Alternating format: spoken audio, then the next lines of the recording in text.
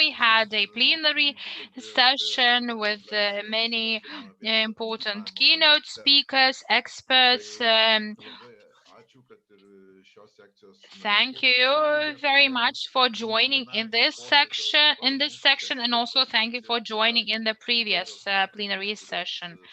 Now we will speak about experience gathered during the pandemic in the Eastern Europe, in our regions, and we'll have a colleague from the United States of America, from Florida. I'm very glad to see our friends, our partners, and I wish every success to you. And we will soon begin our conference.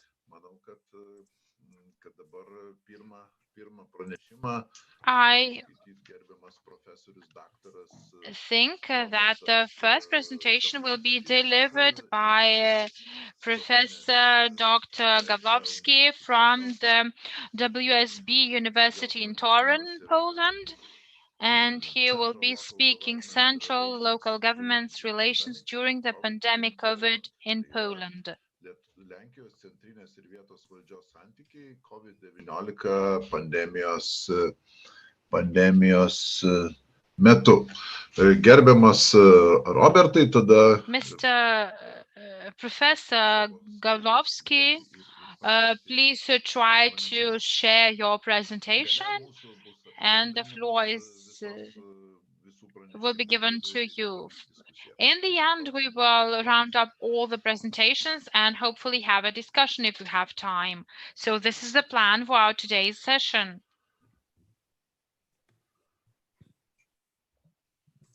Okay, let me upload my presentation.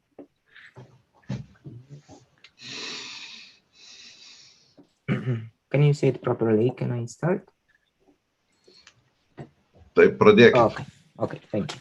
So, hello, good afternoon. Yeah, because in Vilnius it's 1, so good afternoon.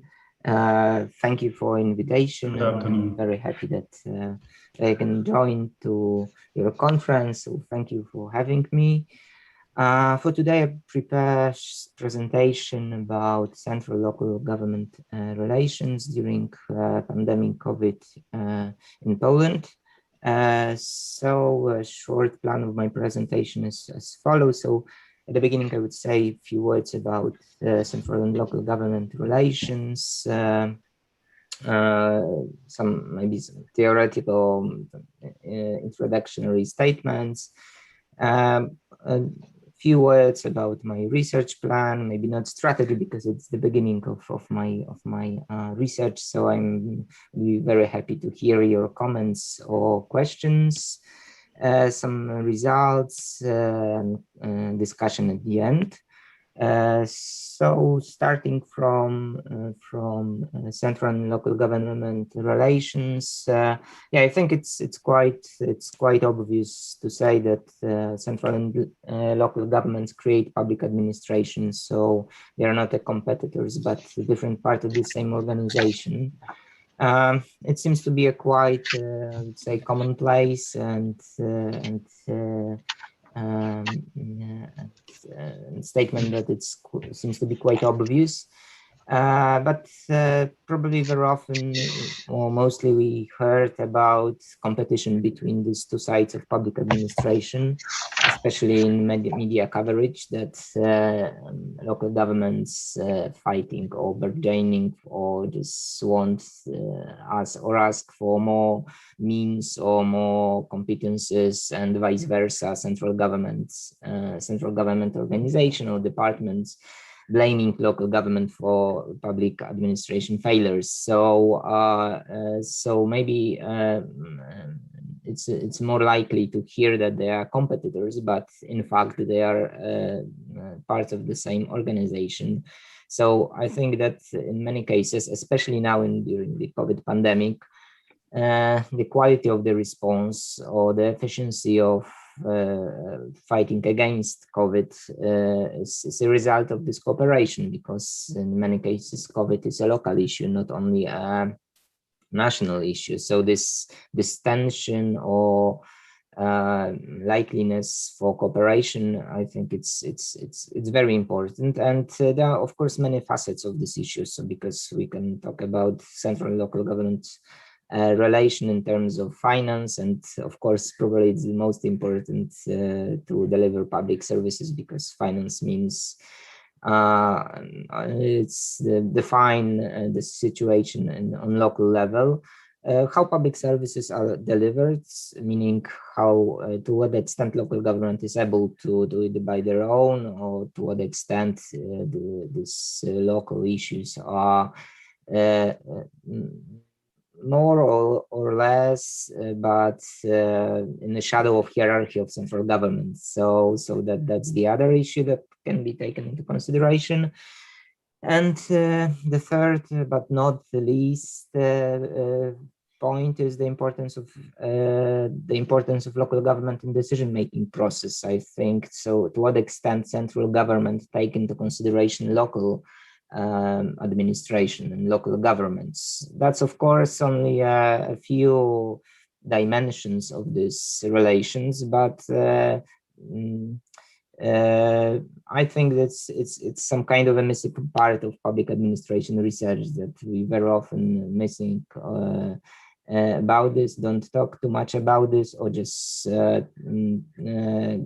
raise this point when we have some kind of problems like pandemic issues. But there is no I would say, a broad framework how to analyze, how to describe, how to manage these relations. Yeah, actually, when you look at even international handbooks about local government of public administration, it's really hard to find some theoretical perspective, or even some kind of models that we have in European Union or even the world, how these relations are governed.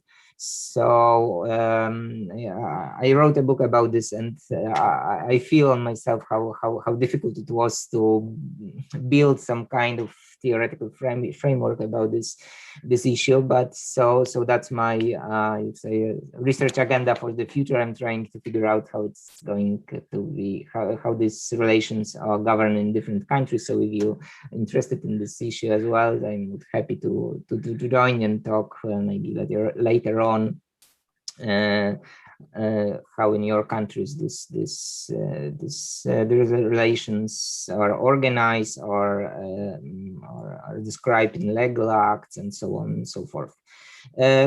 Actually, in the literature we can find the information that it's the central and local government relations may be governed by some ad hoc events or some ministerial conferences, or maybe in Italy there is annually conference between central departments and local governments. In terms of north of the Europe, this negotiation between national local associations and central departments are a crucial part in legislation process. So we have some kind of examples, but at the end, still, as I said, there is, I think, lack of knowledge how this part of the relations are crucial in terms of delivering public services, how the country is run, and so on and so forth. So, of course, I don't want to reveal any further because we don't have enough time, but maybe in the discussion that would be a good chance to talk a little bit more about this issue. So in terms of Poland, central and local government's relation, we have a Central and Local Government Joint Commission Act from 2005. However, our experience started at the beginning of the 90s. So that this act was, I would say, a result of many years of different kind of cooperations. And what's important, what this act brings is that we have a compulsory consultation in legislation process.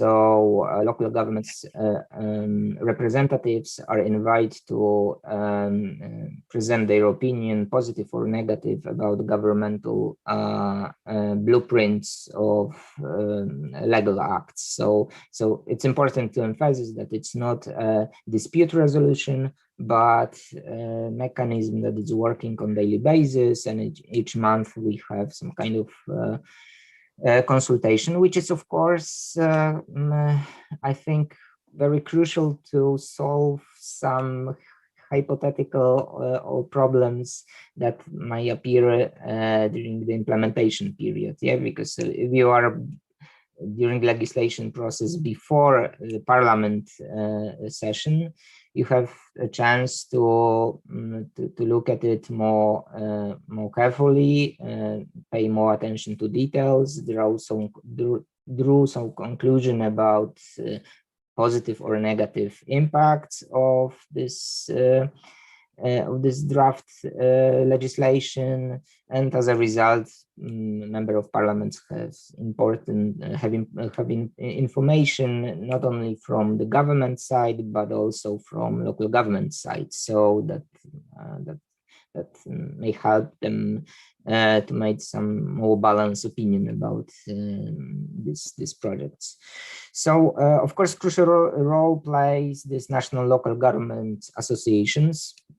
Just to mention that it's also, I would say, very rarely a part of research in public administration or public management, how important these institutions are in order to gather knowledge about local experiences, play a role as a lobbyist or as a broker of information or a partner for international relations and cooperation with international organizations such as Council of Europe or Committee of Regions, and so on and so forth. So of course, these two parts are very important just to make public administration more flexible, more data-oriented, build a strong base of information, how the same decision look like on the central and on the local ground, which is very often quite different, as you may know, because ministers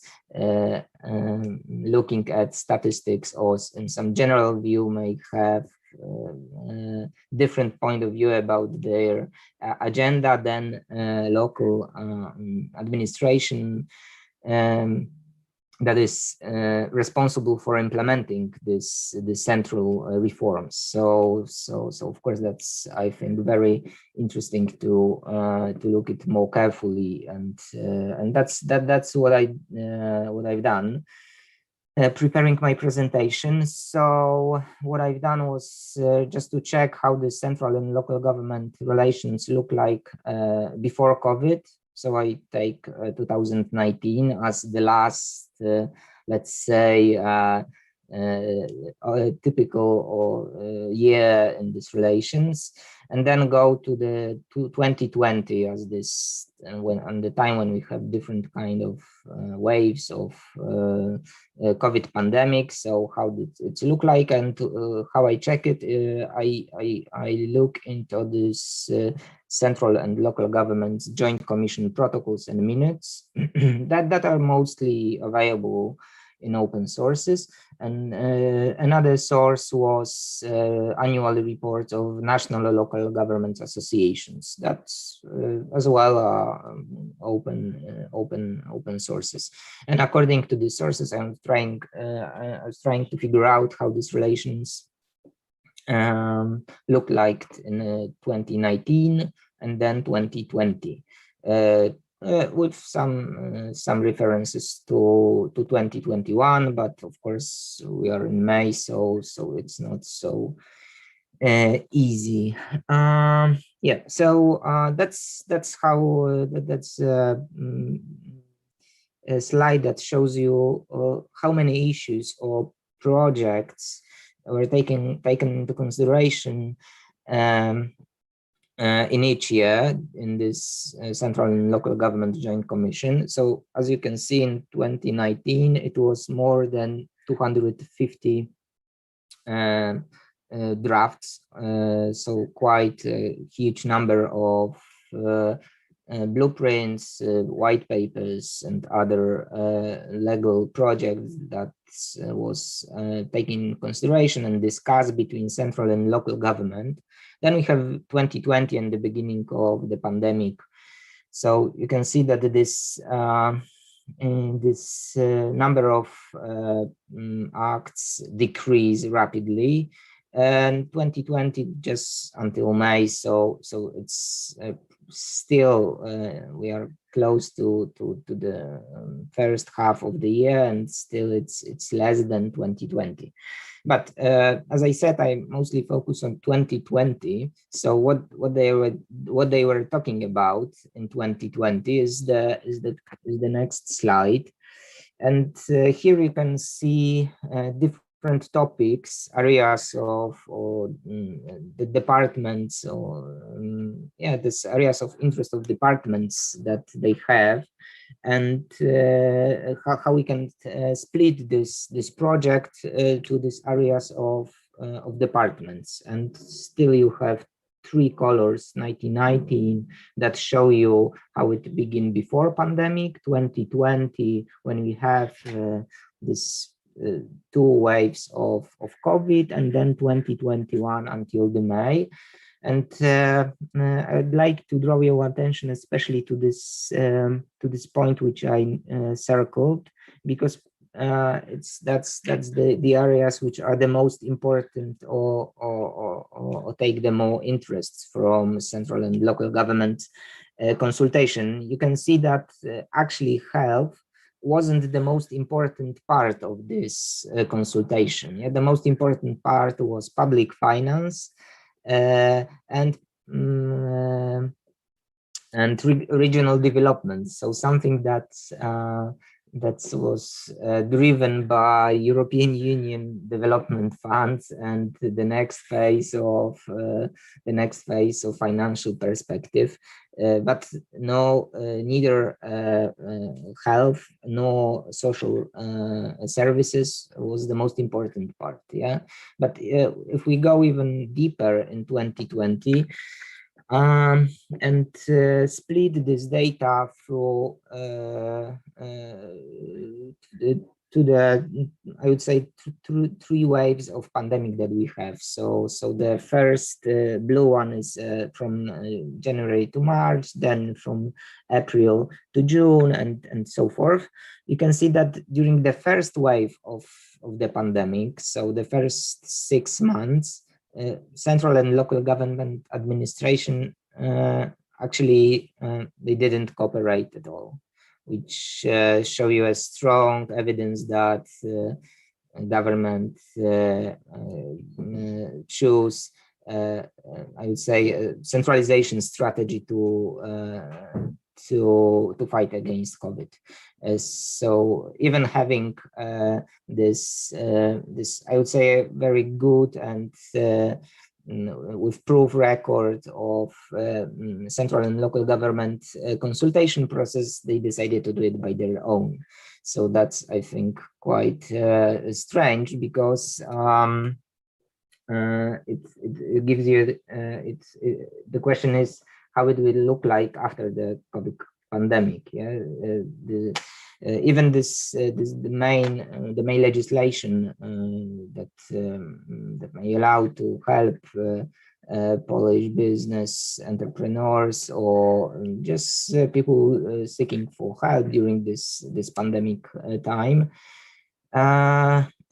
they were passed obeying the local governments. So that's, I think, quite surprising, and maybe that may be a question about the future developments.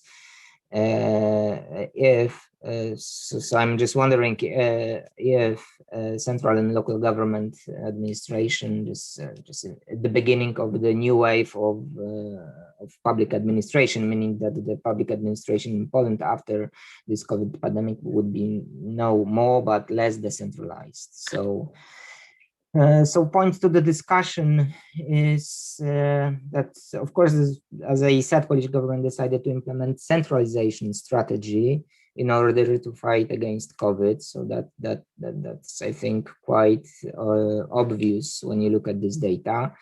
Now, given the role of national association have risen, and it's really that's really interesting how flexible, agile, and active this national association was during this pandemic, or even still are, because we still fighting against this this pandemic. So as long as we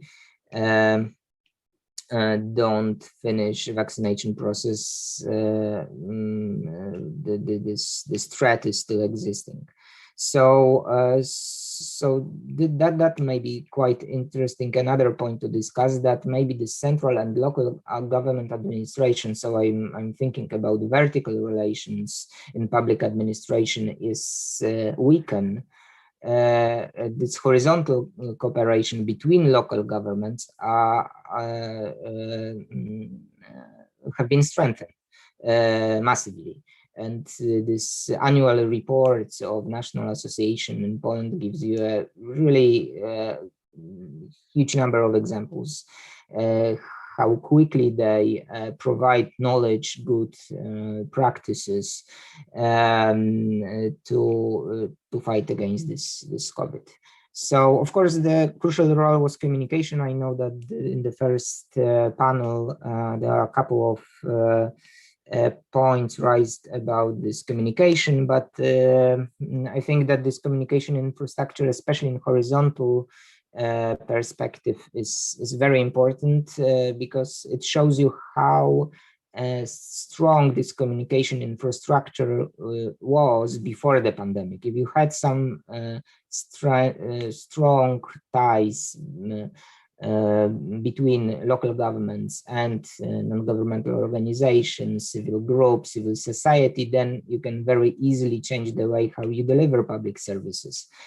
But if you fail to develop this kind of infrastructure, communication infrastructure, then you had a real problem at the beginning of 2020, because you have to do everything from the scratch, which is much more difficult. So yeah, and the final question, will central and local government relations come back to the previous situation after the COVID, or will have the next phase of centralization reforms, maybe not only in Poland, but maybe in different countries, because as you maybe know, the same questions arising, for example, in UK, when these intergovernmental relations are also very weak, and that's the problem of Scotland, Wales, and so on and so forth, or the relation between, for example, Manchester and London, Manchester mayor and prime minister in London. So I think that this question, how this relation will look like after the pandemic, give us, I think, a good explanation how public administration changed. I know that my time is just finished, so thank you for your patience. And I left here my my email, so if any one of you would be interested to deep into this central and local government relations, happy to talk to you. Thank you. Ačiū gerbiamas profesoriau Robertai, dėkojam jums. Thank you to Professor Robert. We will have questions after we hear all the presentations. And now I would like to give the floor to Dr. Natalia Alyushina from National Agency of Ukraine for Civil Service. Vyriausybės įstaigų nuotolinio darbo organizavimas praktikoje tyrimas yra atliktas. Research of the practice of organization of distant work in intergovernmental bodies. Mrs. Natalia, the floor is yours. Thank you, Vinus, and dear colleagues, dear ladies and gentlemen. I would like to welcome you today. And yes. My name is Natalia Alyushina, and I am a head of the National Agency of Civil Service in Ukraine. Today, I would like to present information regarding research of practice of distant work organization in government bodies. This research contains methods and features of distance work organization at the different levels of government bodies and assessment of efficiency, quality and discipline of public servants' duty performance under remote work and challenges in addition. I will present 5 main trends in the organization of distance work, such as of encouraging to training and self-education, understanding the importance of communication and interaction, development of intangible incentive tools, promotion of IT tools in public service, adaptability of employees to new conditions, medium resistance to changes. Let's move on to methodology of research. And dear participants, if you don't mind, I will present information in Russian language. Thank you. Собственно, это исследование по организации удаленной работы в государственных органах у нас проводилось тоже путем анонимного онлайн-опроса государственных служащих в апреле 2020 года, в тот момент, когда грянул локдаун. Было несколько неожиданно, и государственная служба оказалась в невероятных условиях. Для нас это нонсенс, чтобы мы перешли на дистанционный формат. Поэтому для того, чтобы сделать срез и как можно быстрее изучить возможности, как переходить, как адаптироваться в этих условиях, мы проводили опросы, мы использовали некоторые онлайн-сервисы для проведения таких опросов. И это, естественно, были для начала, для такого быстрого старта, это были Google формы. Собственно, обработка полученных результатов как раз осуществлялась путем качественного анализа с использованием программного обеспечения SPSS Statistics 21. Собственно, сравнение данных проводилось путем применения критерия Мано-Уитни и критерия Краскила-Уоллинса.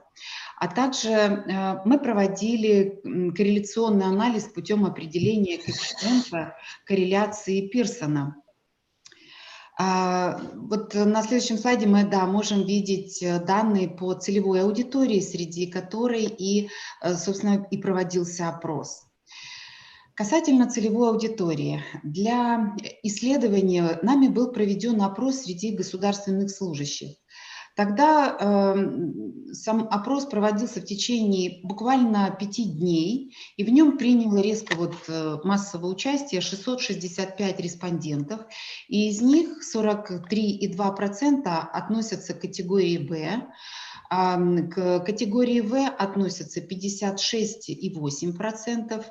И также мы изучили количество опрошенных женщин и мужчин. Женщин 82,6%, ну и мужчин, соответственно, 17,3%. Я должна сказать о том, что в Украине есть 3 категории, ну и, соответственно, под каждую категорию должностей. Категория А, Б, В. А – топ-менеджмент страны, по сути, это государственные секретари министерств, а также это руководители и заместители центральных органов исполнительной власти. Категория Б – это среднее звено, ну и категория В – это главные специалисты. Ну, соответственно, под каждую категорию есть свои подкатегории. Мы провели также и эту градацию, также изучали и сопоставляли данные. Собственно, все респонденты представляли государственные органы различных уровней. Как известно, в Украине есть государственные органы, юрисдикция которых распространяется на территорию Автономной Республики Крым, одной или нескольких областей и городов Киева и Севастополя. Это 4-й уровень юрисдикции, в нем принимали участие 34,4% госслужащих.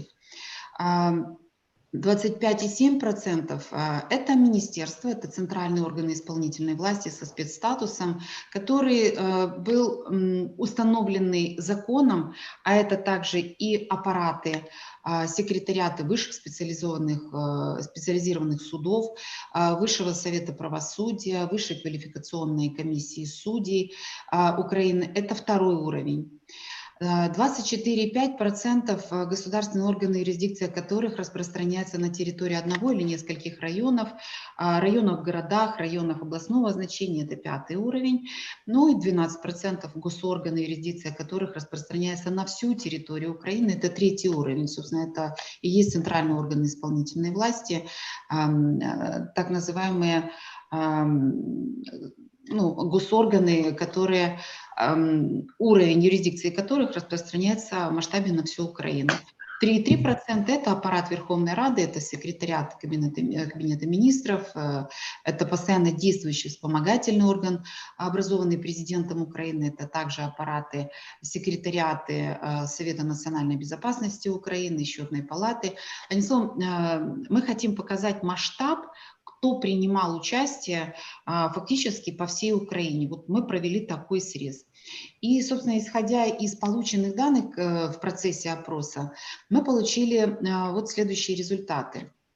Прежде всего, анализ результатов нашего опроса как раз вот и определил вот эти 5 основных трендов в организации удаленной работы. И среди них, в первую очередь, у нас появилась у людей потребность, вроде как получилось дополнительный объем времени, когда можно действительно при правильном планировании найти время и на то, чтобы заняться саморазвитием и культурой саморазвития со стороны, вот в каждом госоргане мы наблюдали такие тренды. Это стимулирование, обучение и саморазвитие. Второй тренд, который мы выявили, это популяризация IT-инструментов в государственной службе. Все использовали различные инструменты.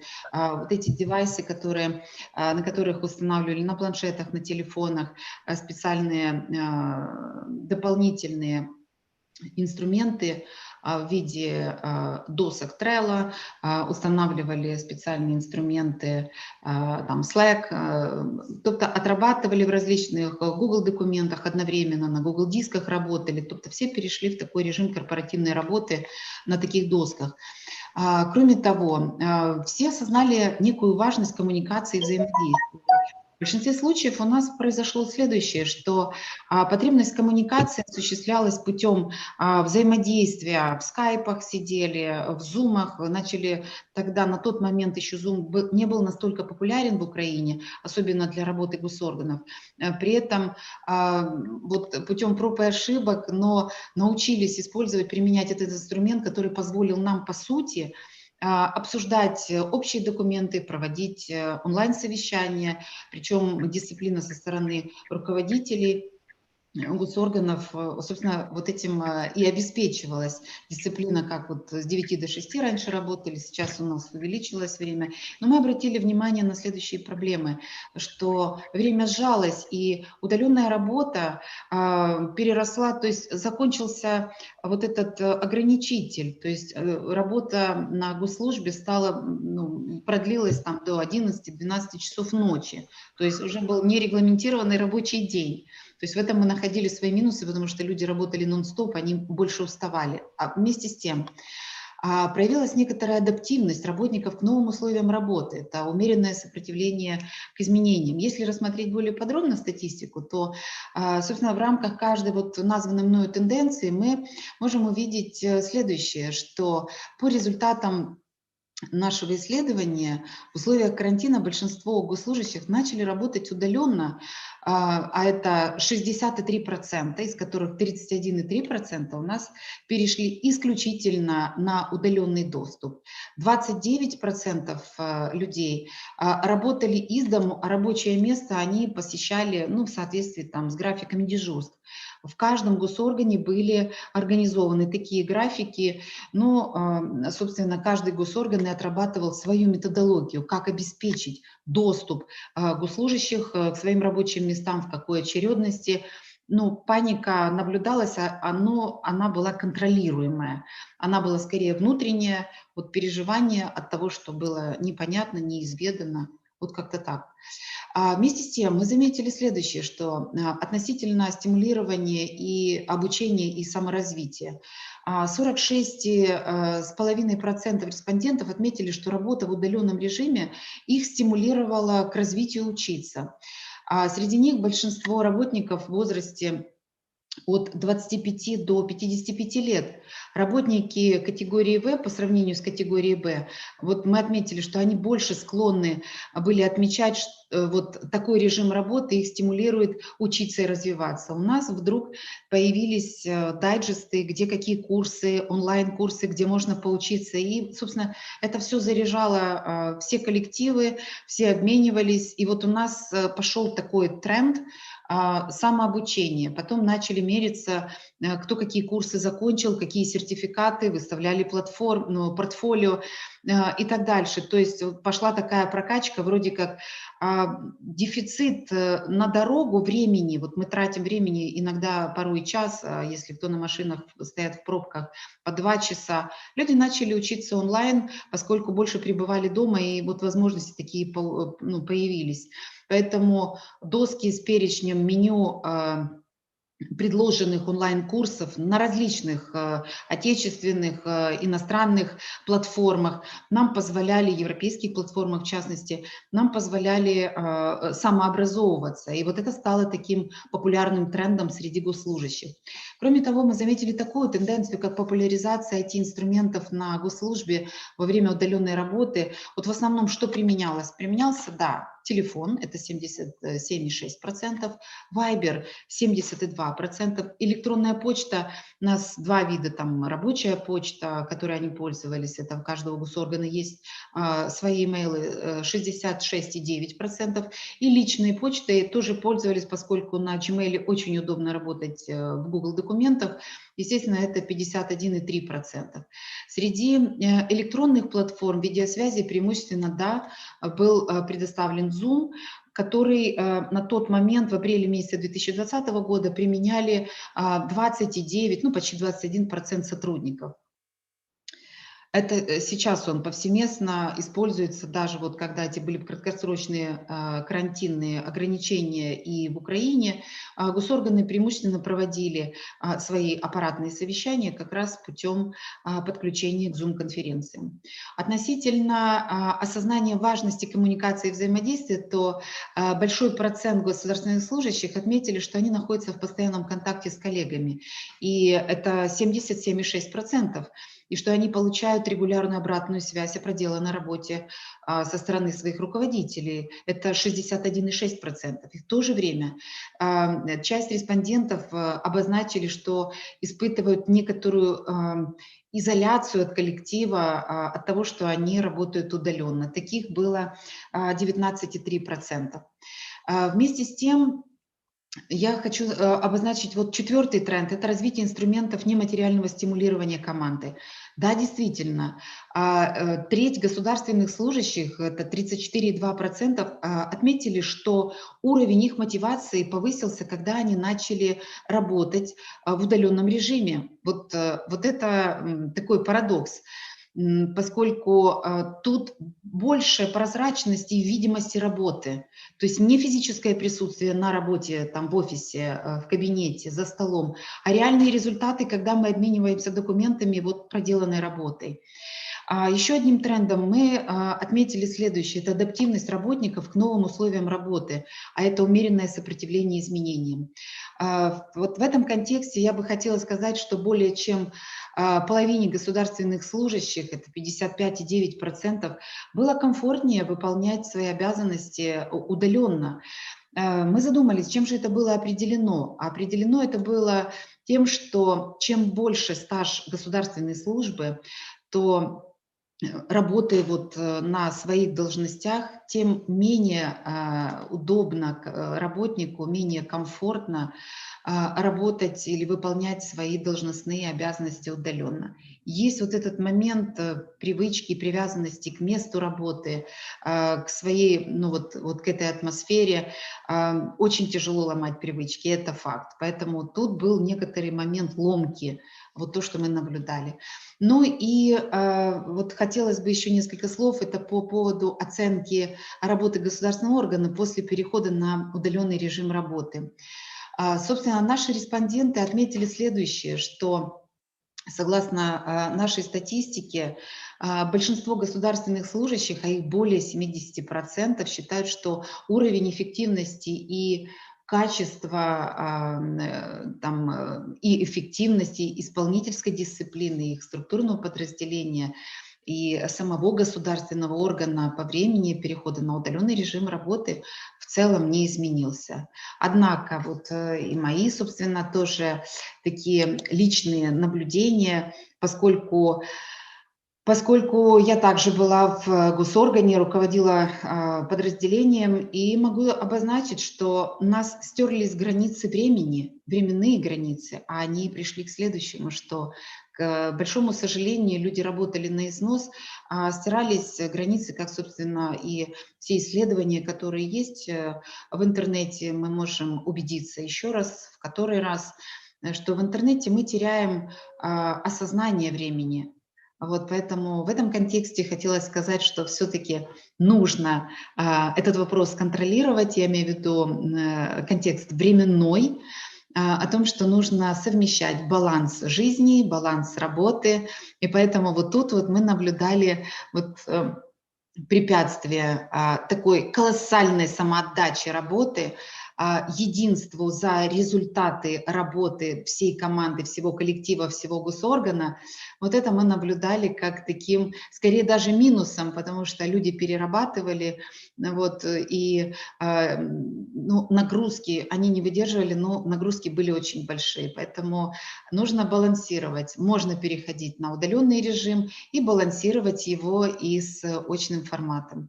Коллеги, я благодарю за внимание. Спасибо. Если есть вопросы, готова буду ответить на них. Спасибо. Ačiū Jums, gerbiama Natalija. Dabar turbūt klausimai bus gale. Thank you, Natalia. We will probably have questions in the end of our discussion. Thank you for the interesting presentation. And now, I hope that Professor Natalia Gavkalova will allow us to let Professor Grigory Monastyrsky and doctoral student Zhana Shishko deliver their presentation first.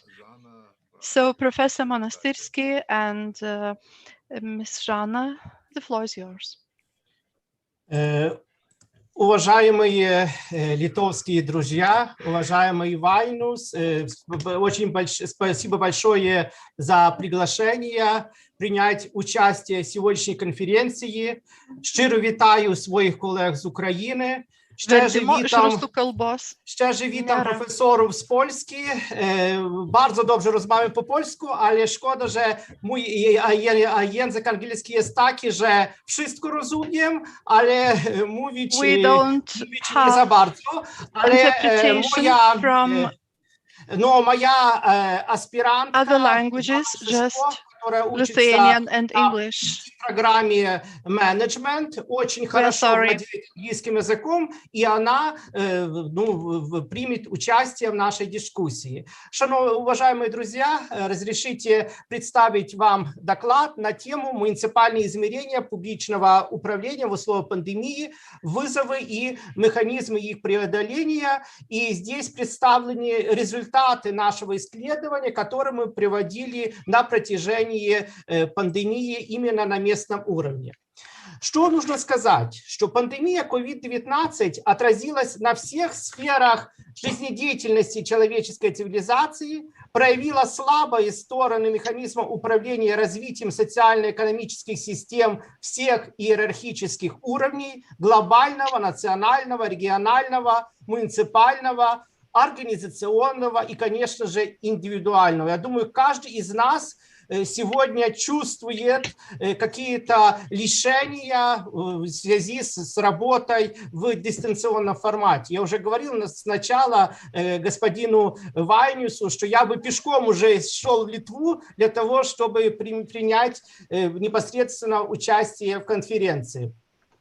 Особенно остро пандемия сказалась на муниципальном уровне, поскольку именно на местном уровне формируется среда функционирования человека, вынужденно получившая в условиях пандемии определенные экономические и социальные ограничения.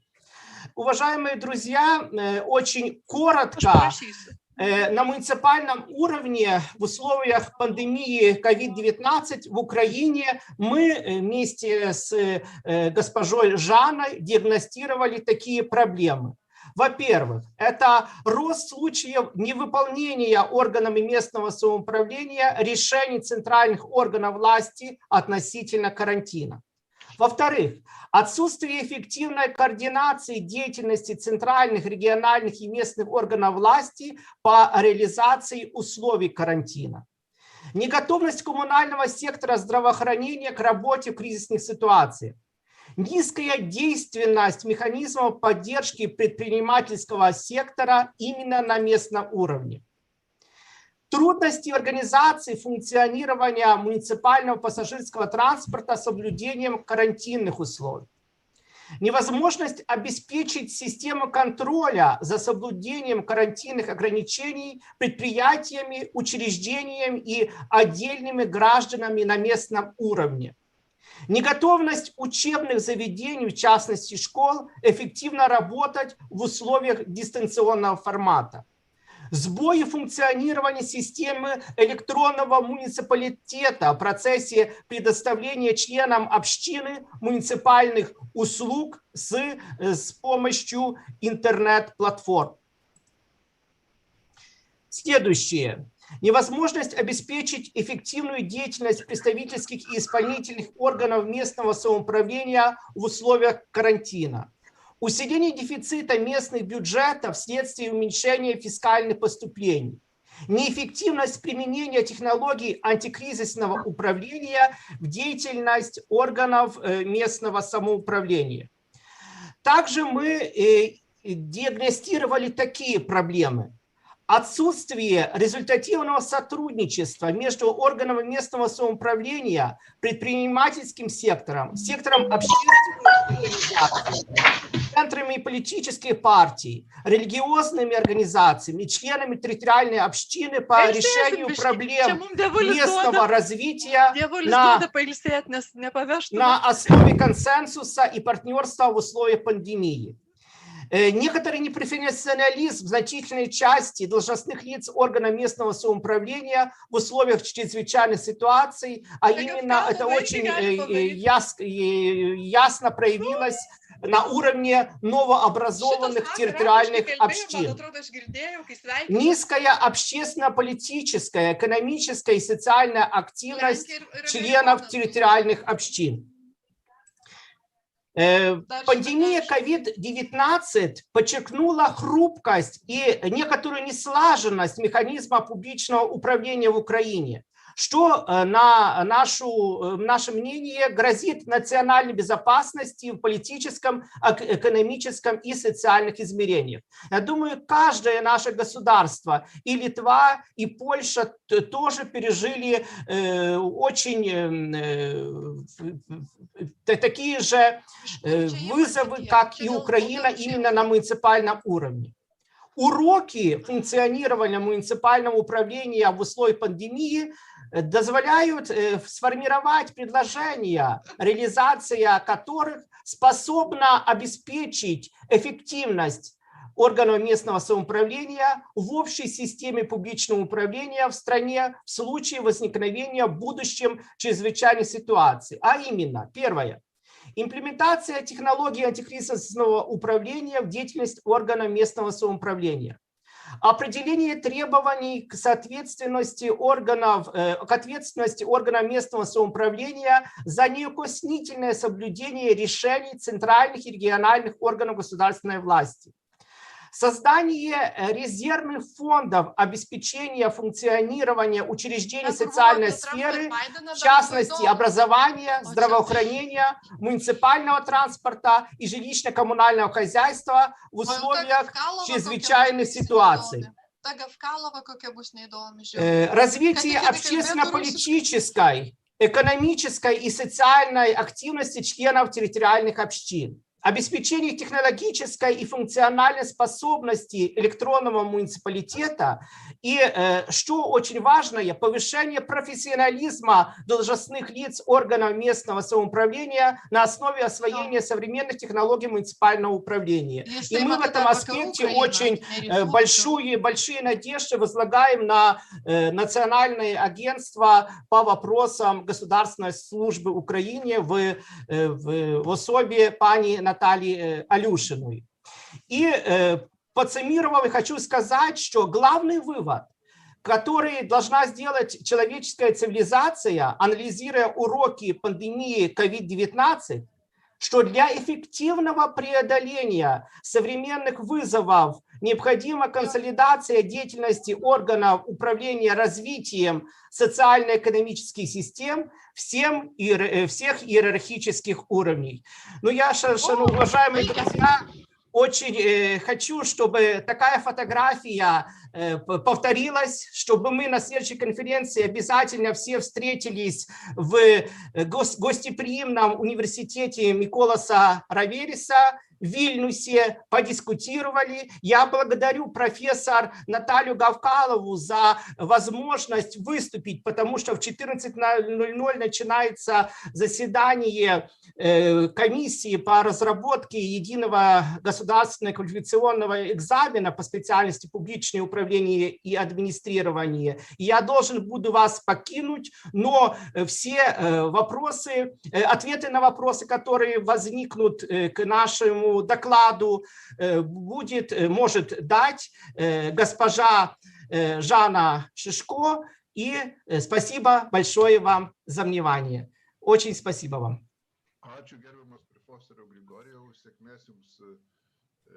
Thank you, Professor Grigori. Good luck to you in your meeting.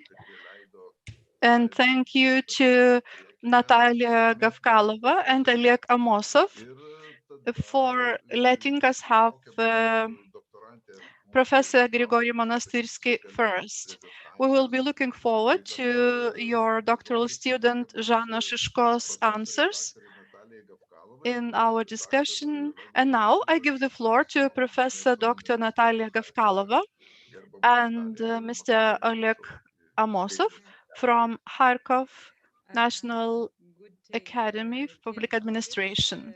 Dear friends, dear Vinus, thank you very much for the opportunity to take part in your conference. Really, for me, it's very pity that this year I don't have opportunity to visit your beautiful country, because during the previous 2 years I visited your conferences on March, and really this conference every year was the it was event.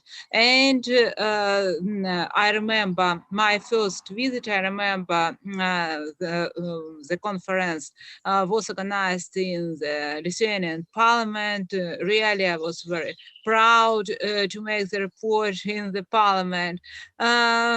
So on the one hand, I'm very glad to see you in online, to hear you, but on the other hand, it is very pity that due to COVID-19, we don't have any opportunity to visit each other. But in spite of this negative factor, we have opportunity to communicate with the help of our devices, with the help of our e-government. We can realize our communication at the national level, at the local or intra-municipality level. So due to our internet and due to these platforms, different platforms, Zoom, Google Class and other, during the previous report, Natalia Alyushina introduced almost all platforms.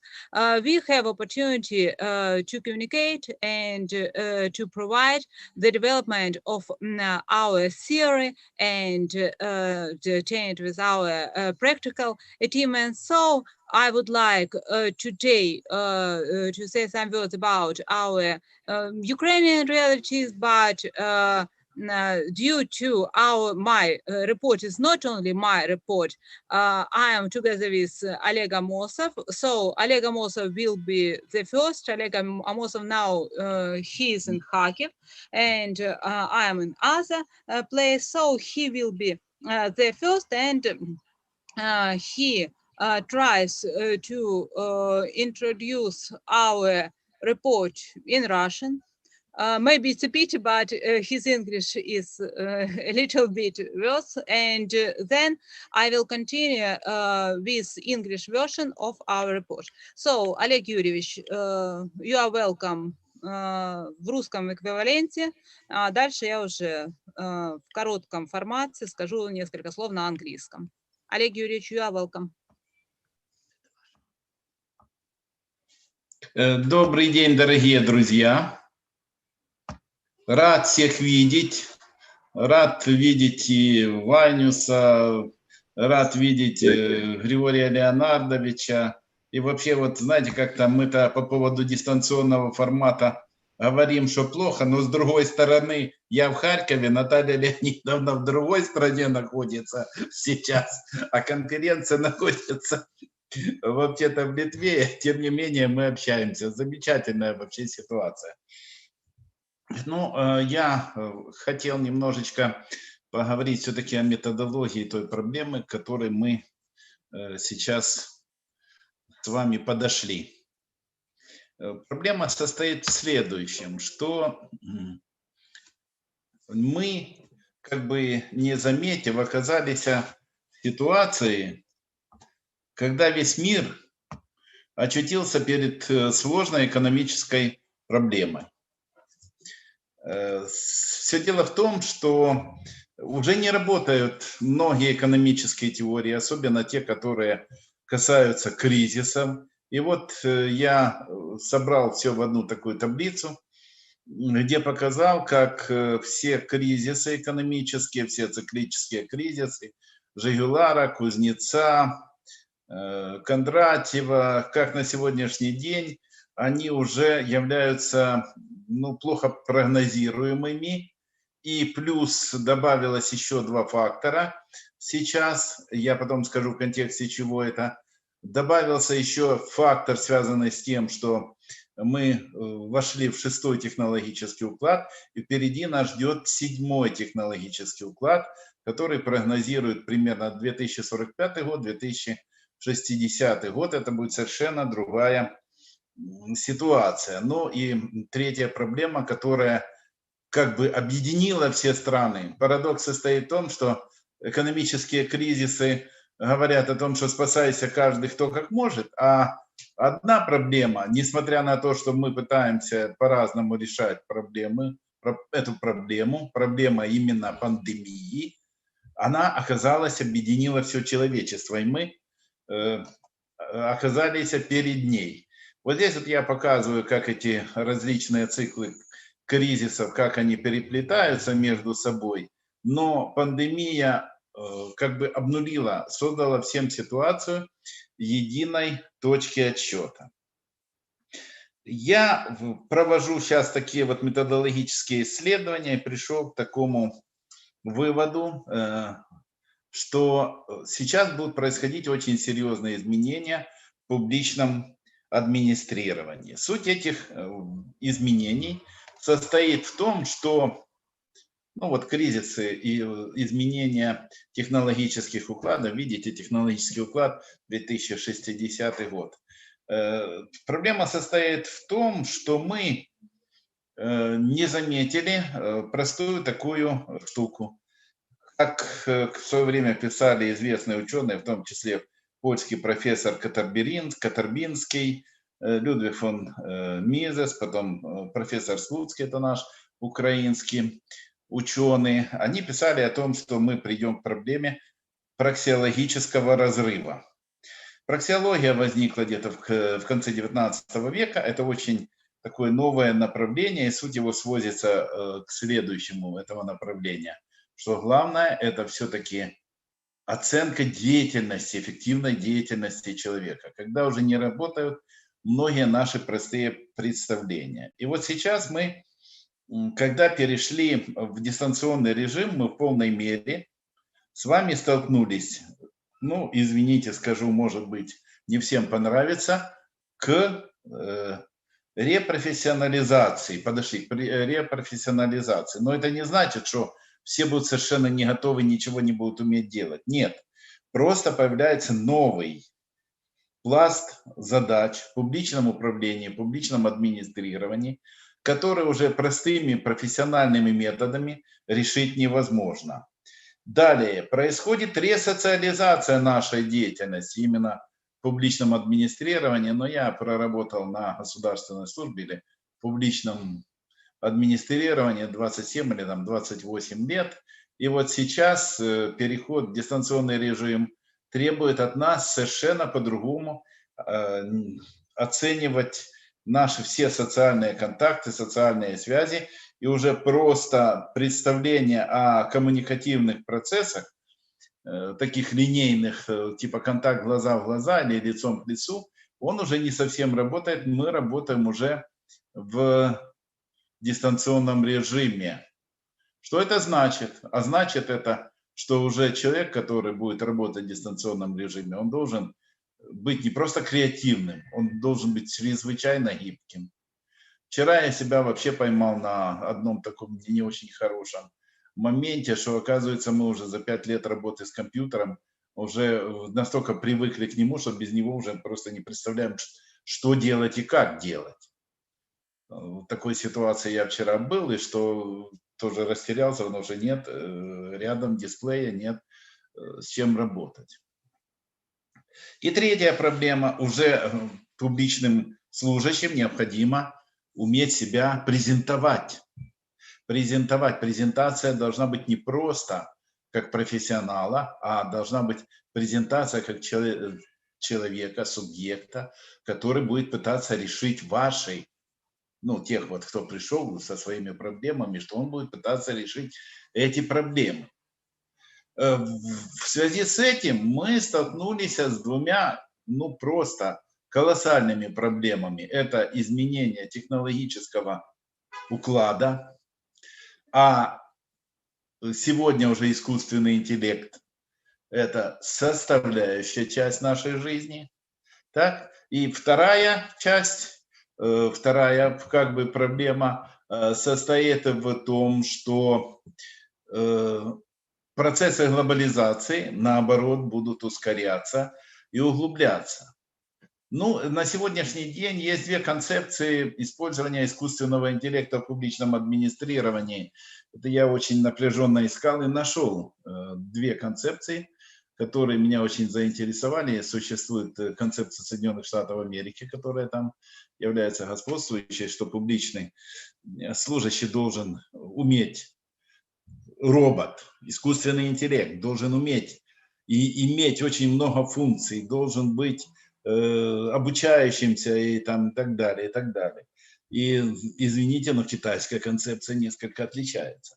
Она состоит в том, что публичный служащий должен, именно робот, искусственный интеллект, должен иметь набор, там порядка, там, может быть, 100-120 типовых задач, которые он будет эффективно решать.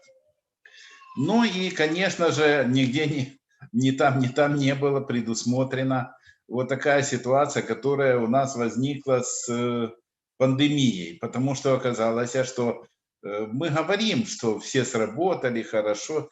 Нет, как оказалось, все исследования показывают, ни в одной стране мира, в том числе в Соединенных Штатах Америки, в Китае, нигде публичное администрирование не показало высокий уровень эффективности. А точнее, если сказать, оказалось перед проксиологической проблемой, не обеспечила продуктивную деятельность именно в сфере предотвращения пандемии, устранения ее последствий. Ну и теперь я передаю слово Наталье Леонидовне. Пожалуйста, Наталья Леонидовна.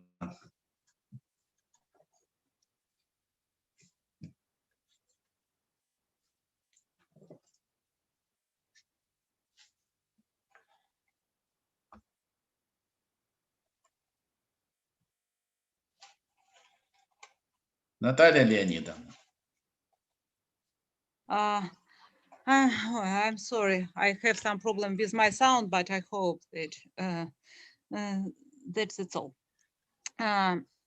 So I would like to start with my presentation, because this presentation is a part of our general presentation. So I try to share my presentation. I cannot demonstrate my presentation. Олег Юрьевич, закройте, пожалуйста.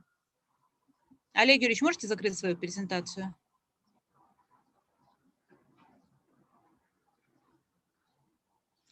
Олег Юрьевич, I must share my presentation. Could you help? Okay. Okay. Все, закрыли.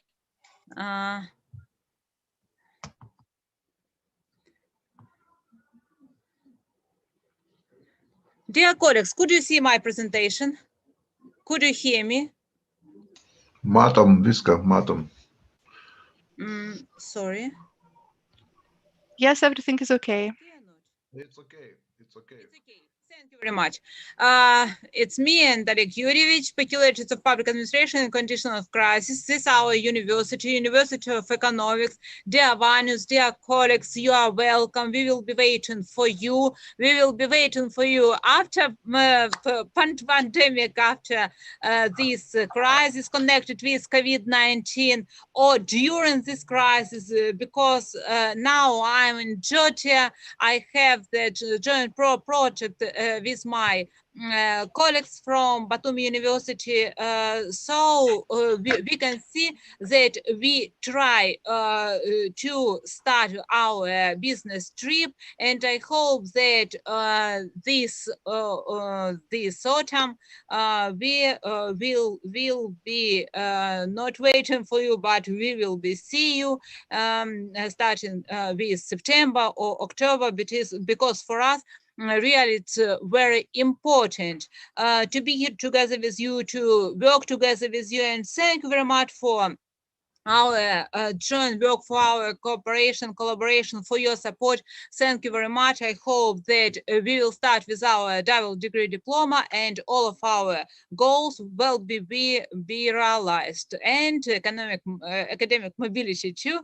So I really dream to visit your country, and I hope that you will have opportunity to visit my country. Everybody, I hope that I will see you in Ukraine. Starting with my presentation, first of all, I would like to add some information about COVID. With the global threat of the COVID-19 pandemic, the existing models of public administration have failed. What about existing models? Everybody know about these models. It's old public management, new public management. Not good governance, but first, the first and the second. Models have failed to address pandemic prevention, prepare people to operate in such conditions, implement quarantine measures, organize healthcare, and gradually resolve the global crisis caused by the pandemic. On this slide, you can see some figures or some percentage. The June 2020 global economic prospect describes both the immediate and near-term outlook for the impact of pandemic and long-term damage it has dealt to prospect for growth. The baseline forecast envision a 5.2% contraction in global GDP in 2020, but this year this percentage is higher. Overall, on the long horizon, the deep recession triggered by the pandemic are expected to leave lasting scars through lower investment and erosion of human, intellectual, and social capital, through lost work and schooling, and fragmentation of global trade and supply linkage. The crisis highlights the need for urgent action to overcome pandemic and economic consequences, protect population, and set the stage for a lasting recovery. I think that this problem and the consequences are the same. Because pandemic, this crisis is a global crisis, and we can find the same tendencies and almost the same consequences. The June 2020 global economic prospect looks beyond the near-term recession setback to potential output. The level of output of economy can achieve full capacity and full employment and labor productivity. Effort to contain COVID-19 and emerging and developing economies, including low-income economies with limited healthcare capacity, could precipitate deeper and longer recessions. Multi-decade train on slowing potential and productivity growth. Many emerging and developing countries were already experiencing weaker growth before this crisis. The shock of COVID-19 now makes the challenges these economies face even harder. Current trend in the global world can be defined as socio-economic mega crisis. In Ukraine, we have the crisis almost in all spheres. In healthcare, Oleg Yurievich described this crisis. In educational sphere, in other spheres. And I would like to highlight the following features.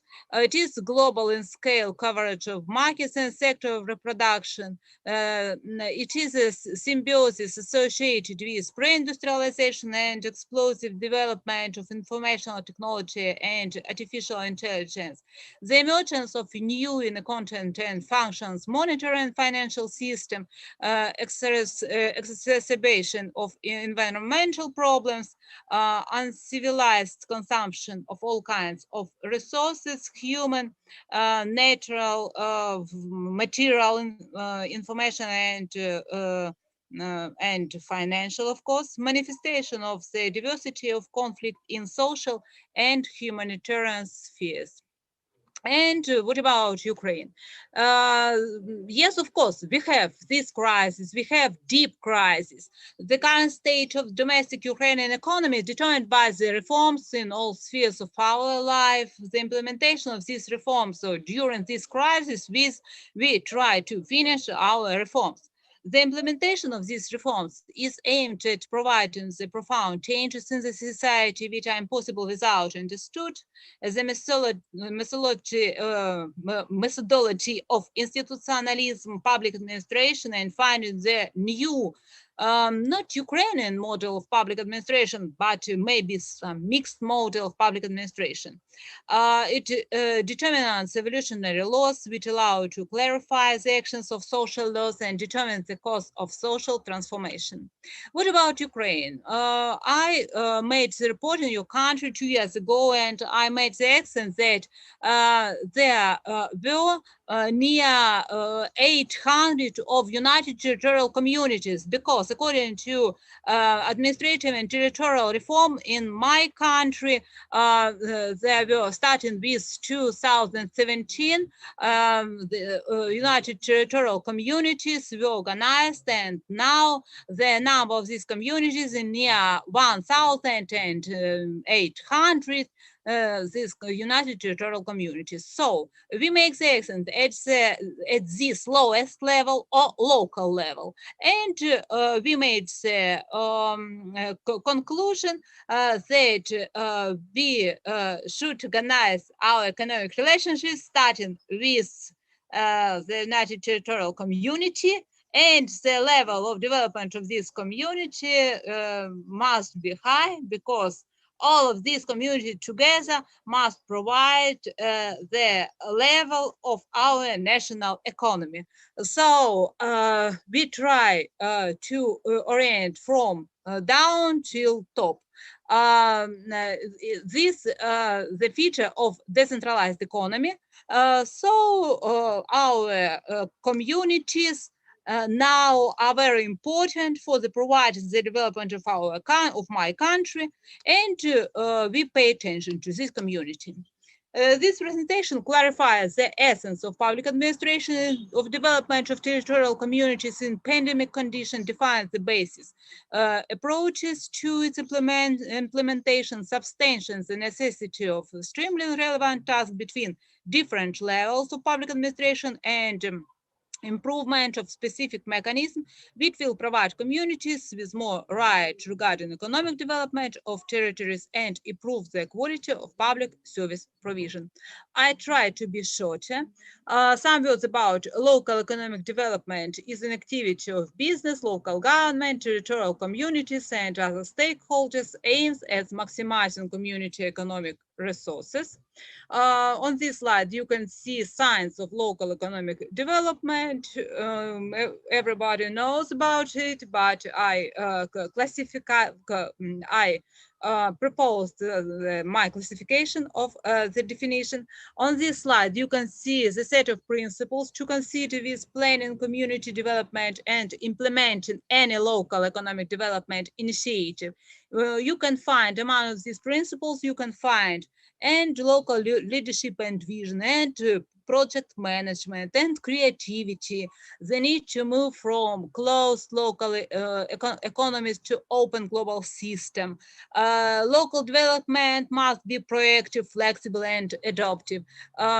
Responsiveness and focus on action. Local development programs and activities should be transparent and accountable. Increasing competitiveness is an important component of local community planning activities. Local economic development in Ukraine as in development world should become a direct competence of territories, communities. We try to take into account the experience of the USA and other European countries, and really this experience shown us that those communities that successfully develop their own internal capacity are prosperous. So we must provide all conditions for increasing the level of using of all resources, and this internal capacity must provide the prosperity on the level of community. In Ukraine, practice of finances local economic development, the most common budgetary mechanism. And on the next slide, you can see the different sources for providing of this financial mechanism. And first of all,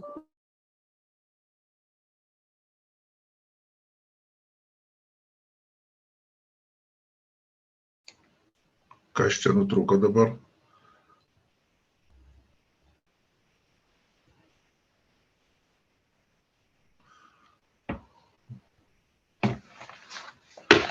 Kas čia dabar atsitiko, aš taip galvoju.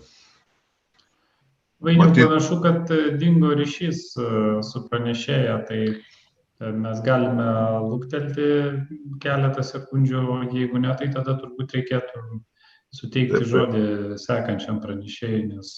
Taip, palauksim tada. Vainis, I am so sorry. I lost my accumulator, so I had some problem with my connection, some words at the conclusion or for summarizing. Really, it is very important to provide the development of our united territorial communities, because now we have a lot of problems, and we try to pay attention to this problem with the help of providing the education, free education. I give the open lectures according to financial, according to providing skills or improving the skills and opportunity to use financial net and other resources. At the level of the united territorial communities, we try to give opportunity for providing project management and consultation. We opened the project office in our university, and we invited the representative of this community, and we try to help them to create the projects and to move this project or provide this movement. And we organize from time to time the open spaces for our entrepreneurs and social entrepreneurs, green entrepreneurs. So the representative of united territorial communities have opportunity to communicate with each other, to know, to get acquainted with each other, and to solve all the problems together with us, the representative of high school, because we prepare the future masters on public administration. So we try to organize our joint works with the representative of united territorial communities. That's all. If you have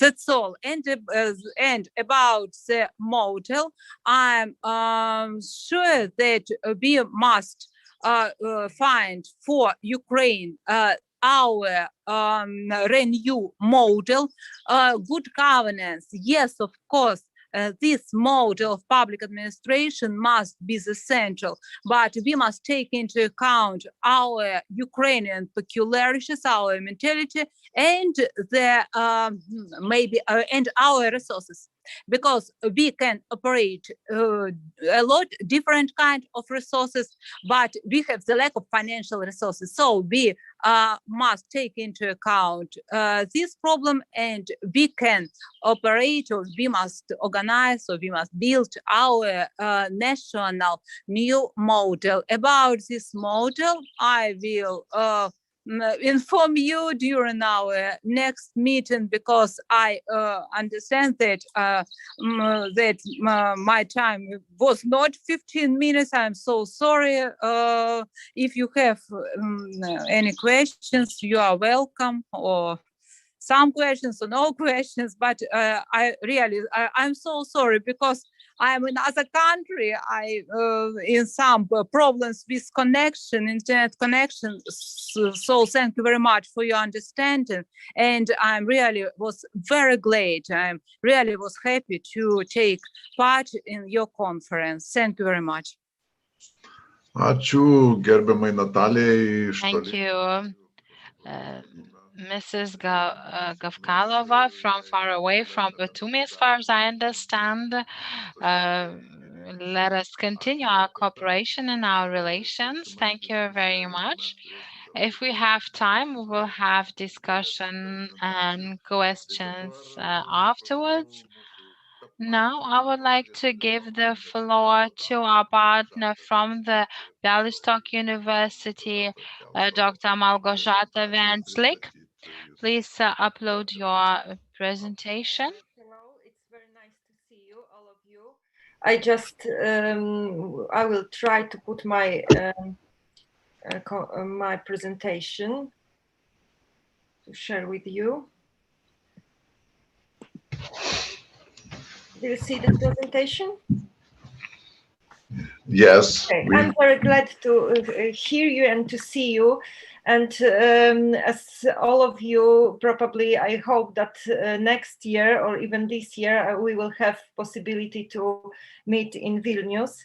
My presentation will have two elements. First of all, I just want to share with you some opinions that are taken from non-governmental organizations, because one of the organization that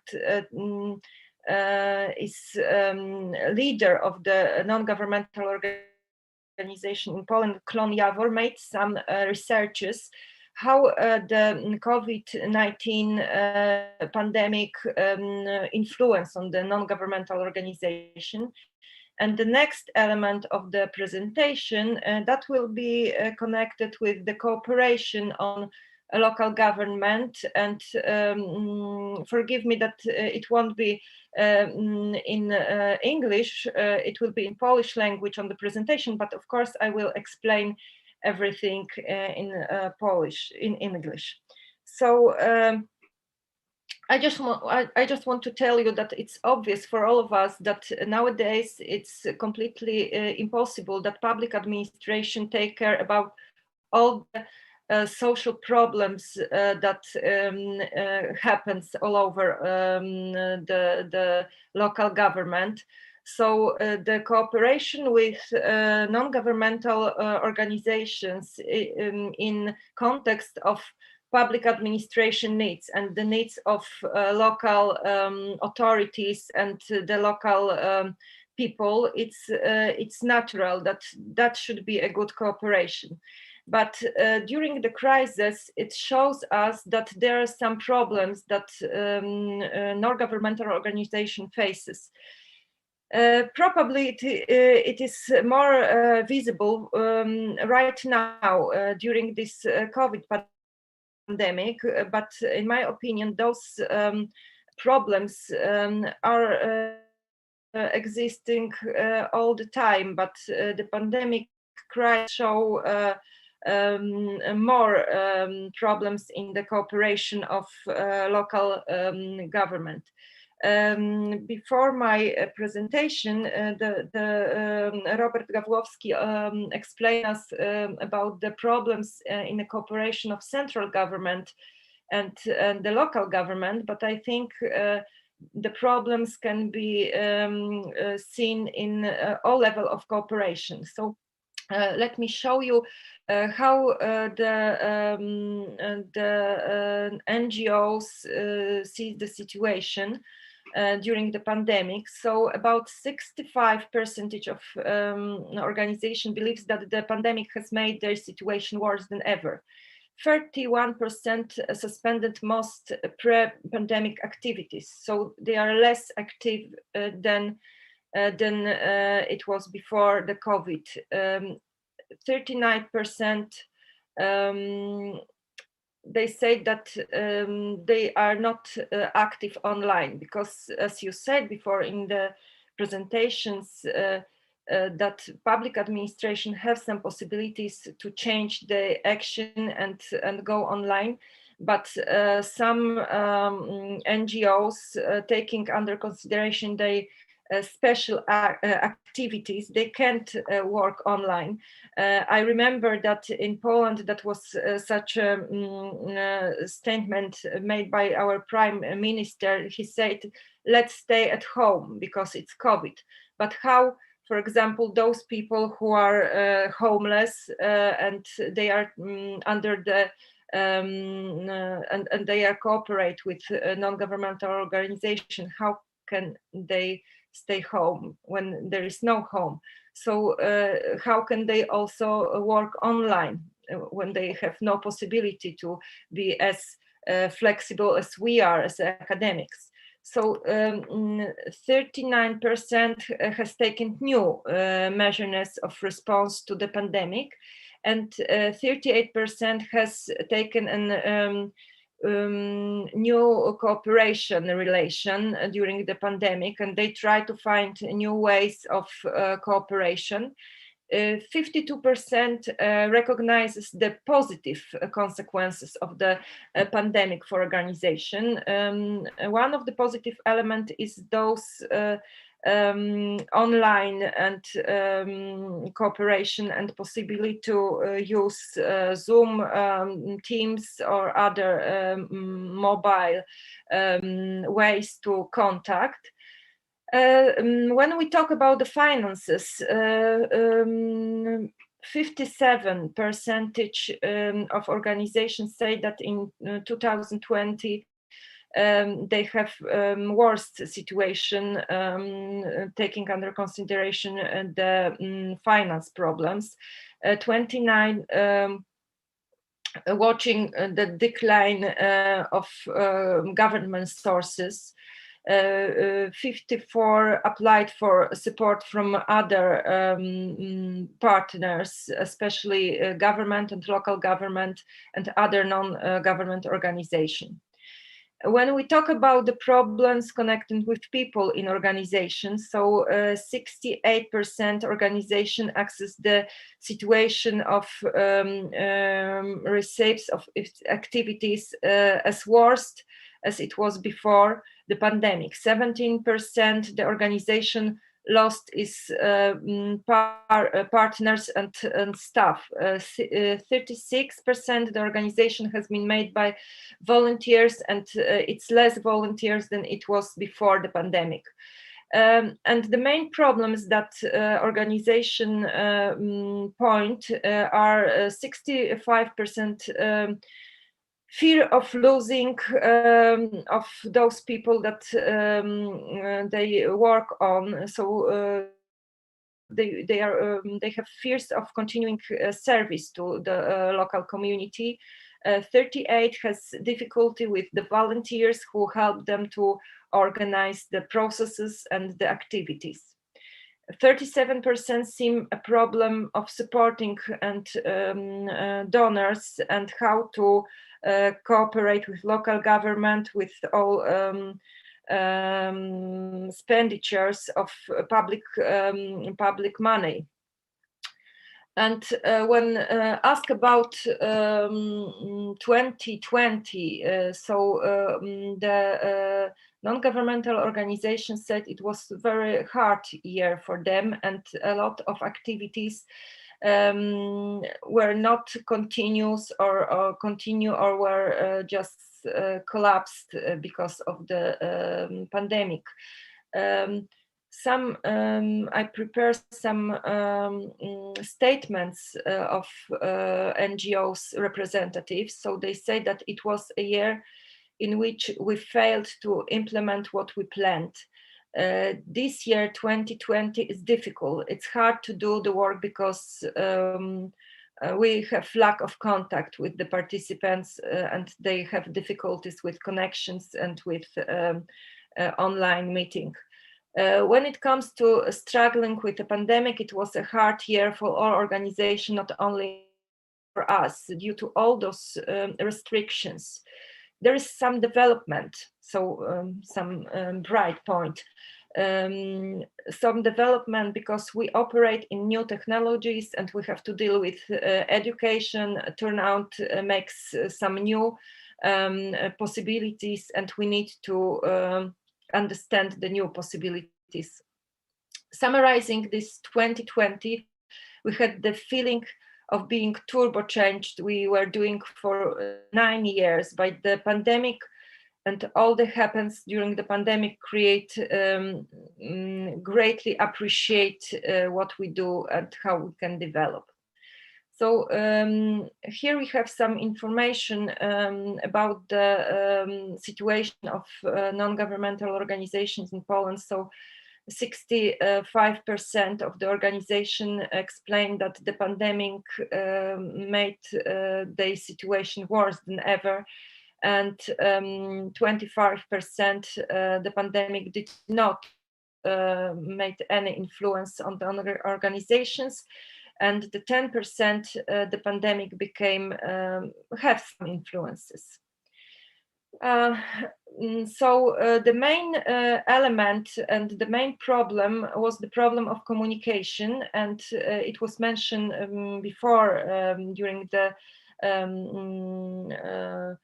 your previous presentations. So also the non-governmental organizations have some problems with communication and online communication and using the new sources of communication. And the second most frequent reason for conducting online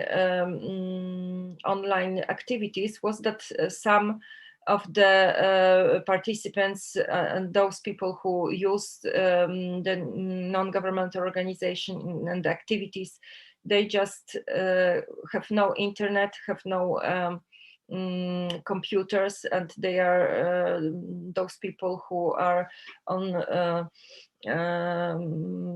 the margins of our society. So now I just want to share with you with some problems that take place in Białystok, and that is in Polish, but I will explain you how does it look like. So how does it look, the cooperation of city of Białystok with non-governmental organizations? So we have more than 1,368 organizations in Białystok, and 411 are foundations and 840 are associations, and 117 are sports clubs. That was the data on the end of 2020, and among those organizations, then 112 that are organizations that have special kind of organization, that, for example, we can pay 1% of our donations, each of us who earn money. So in Białystok, we have this building, as you see. It was a building prepared for organization, non-governmental organization, that they can meet together, because one of the problems of non-governmental organization is that they have no space to organize their meetings, their activities. They usually have the address of private address of those people who are active in organizations. So the city prepare a special building, but this building that should help the non-governmental organization was closed during the pandemic time. As a matter of fact, it's still closed. So if you want to meet with each other, one possibility is, and the only possibility is to connect by the internet. But the next problem is that that the public administration, the local administration in Białystok, does not prepare any ways or any sources of communication in this online way. So there is no open Zoom or Teams or any other possibility to connect, not by the emails, but or by the phone, with each other. So the communication problem is really very big during this COVID time. And we can say that the dialogue during this COVID time is almost none. When we talk about the ways of cooperation, so of course the city of Białystok is taking under consideration the opinion of NGOs during the activities and works on public documents. But it is also shown that during this pandemic time, the consultations of the public documents were almost none. So the organization take no place in the process of creating local public policies or local documents because of these problems with communication. and how they realize the public activities. So in some spheres, they also have some problems, not only because of the contact, but also those cooperation is connected with lack of money in the budget of Białystok, because a lot of money they have to spend on those crises and those things connected with COVID pandemic. So there were no enough money for the activities of non-governmental organizations. So those finances were also in less progress than ever. As you see, in 2012, the local government said that they spent 31.73 million zloty on cooperation, and the activities of NGOs. We can say that the main rule of the cooperation, so the rule of subsidiarity was taken under consideration, and a lot of spheres of especially social sphere of public administration was organized by non-governmental organization. They active faster and in more creative way than the public administration during this time. So we can say that non-governmental organizations are more flexible and were quite active during this time. Then we have some non-financial elements of cooperation. So they work together on the strategy materials, like the strategy for development of city Białystok and other documents. But as I said before, there was a lot of problems with communication. And those elements that were quite obvious before the pandemic, so the consultations and, for example, the breakfast for citizens as also method of consultations, they collapse. So the most consultation were taking part in the internet and the electronic way. So those who were before the pandemic time were not used. I have to tell you that we have in Białystok some bodies that take part in consultation, but they also work not quite well. We have the body for young people, the body for seniors, and some cooperating elements of creating the budget for local sphere. But the cooperation was also not in a good level. As you see, that is the inside of the building that I told you that it was used and it should be used by organization, but during the pandemic time it wasn't used. It is still closed. So the main problems that the cooperation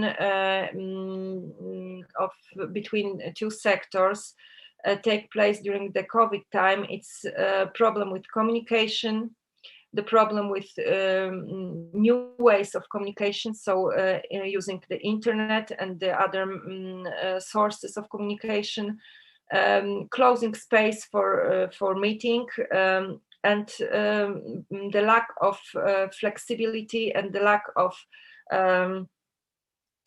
fast action in this cooperation. So I think that it's bad standard of cooperation in each country, as you mentioned before. So thank you very much for hearing, and I hope that we can discuss all these matters later on. Thank you. Ačiū gerbiama Malgožata, ačiū Jums už įdomų pristatymą. Thank you to Malgožata for the most interesting presentation. And now what remains is our colleague from the sunny Florida, Professor Thomas Dreyer. We are looking forward to your presentation on very urgent matter also. Professor, are you here? I am. Hello. Hello. It's very nice to see everybody. Thank you for the invitation, and thank you for the translators for your work here today. This kind of conference is not possible without you, so thank you very much. As you can see behind me, I am not in my office or in my home. This is my camper trailer behind me. I am on holiday, my family is sleeping in the trailer behind me still. It is about 6:30 in the morning where I am right now. So it is a pleasure to join you. But it's important that I'm here to talk some about these issues of democratic deficits and public health. So let me start my presentation. The first thing that I'll share here is since I am on holiday, a couple of photographs from my holiday traveling in different parts of the United States. These are two mounds, earthen mounds created in the state of Georgia in the United States, the Kalamoki Mounds. They were created about 2,000 years ago, AD 350 to 750. Built by hand by Native American tribes, and the reason I share these these pictures is as a bit of a demonstration or to raise some speculation about how our societies today in the COVID-19 pandemic will be remembered. If we look from the future, in 200 years from now, 500 years from now, 1,000 years from now, what will be said about our society and how we have responded to this pandemic? Now, in the smaller mounds on the left side of the screen, this stands about 6 meters high. There is some active debate amongst the academic community about whether this mound is a demonstration of a society that was egalitarian, or was it structured based on different classes, different privileges, different family structures, with some being held higher, with higher esteem than others, and so on. There are some who speculate that the mound was constructed over a 2-week period to bury a respected leader in the community, along with a group of sacrificed servants along with this respected leader.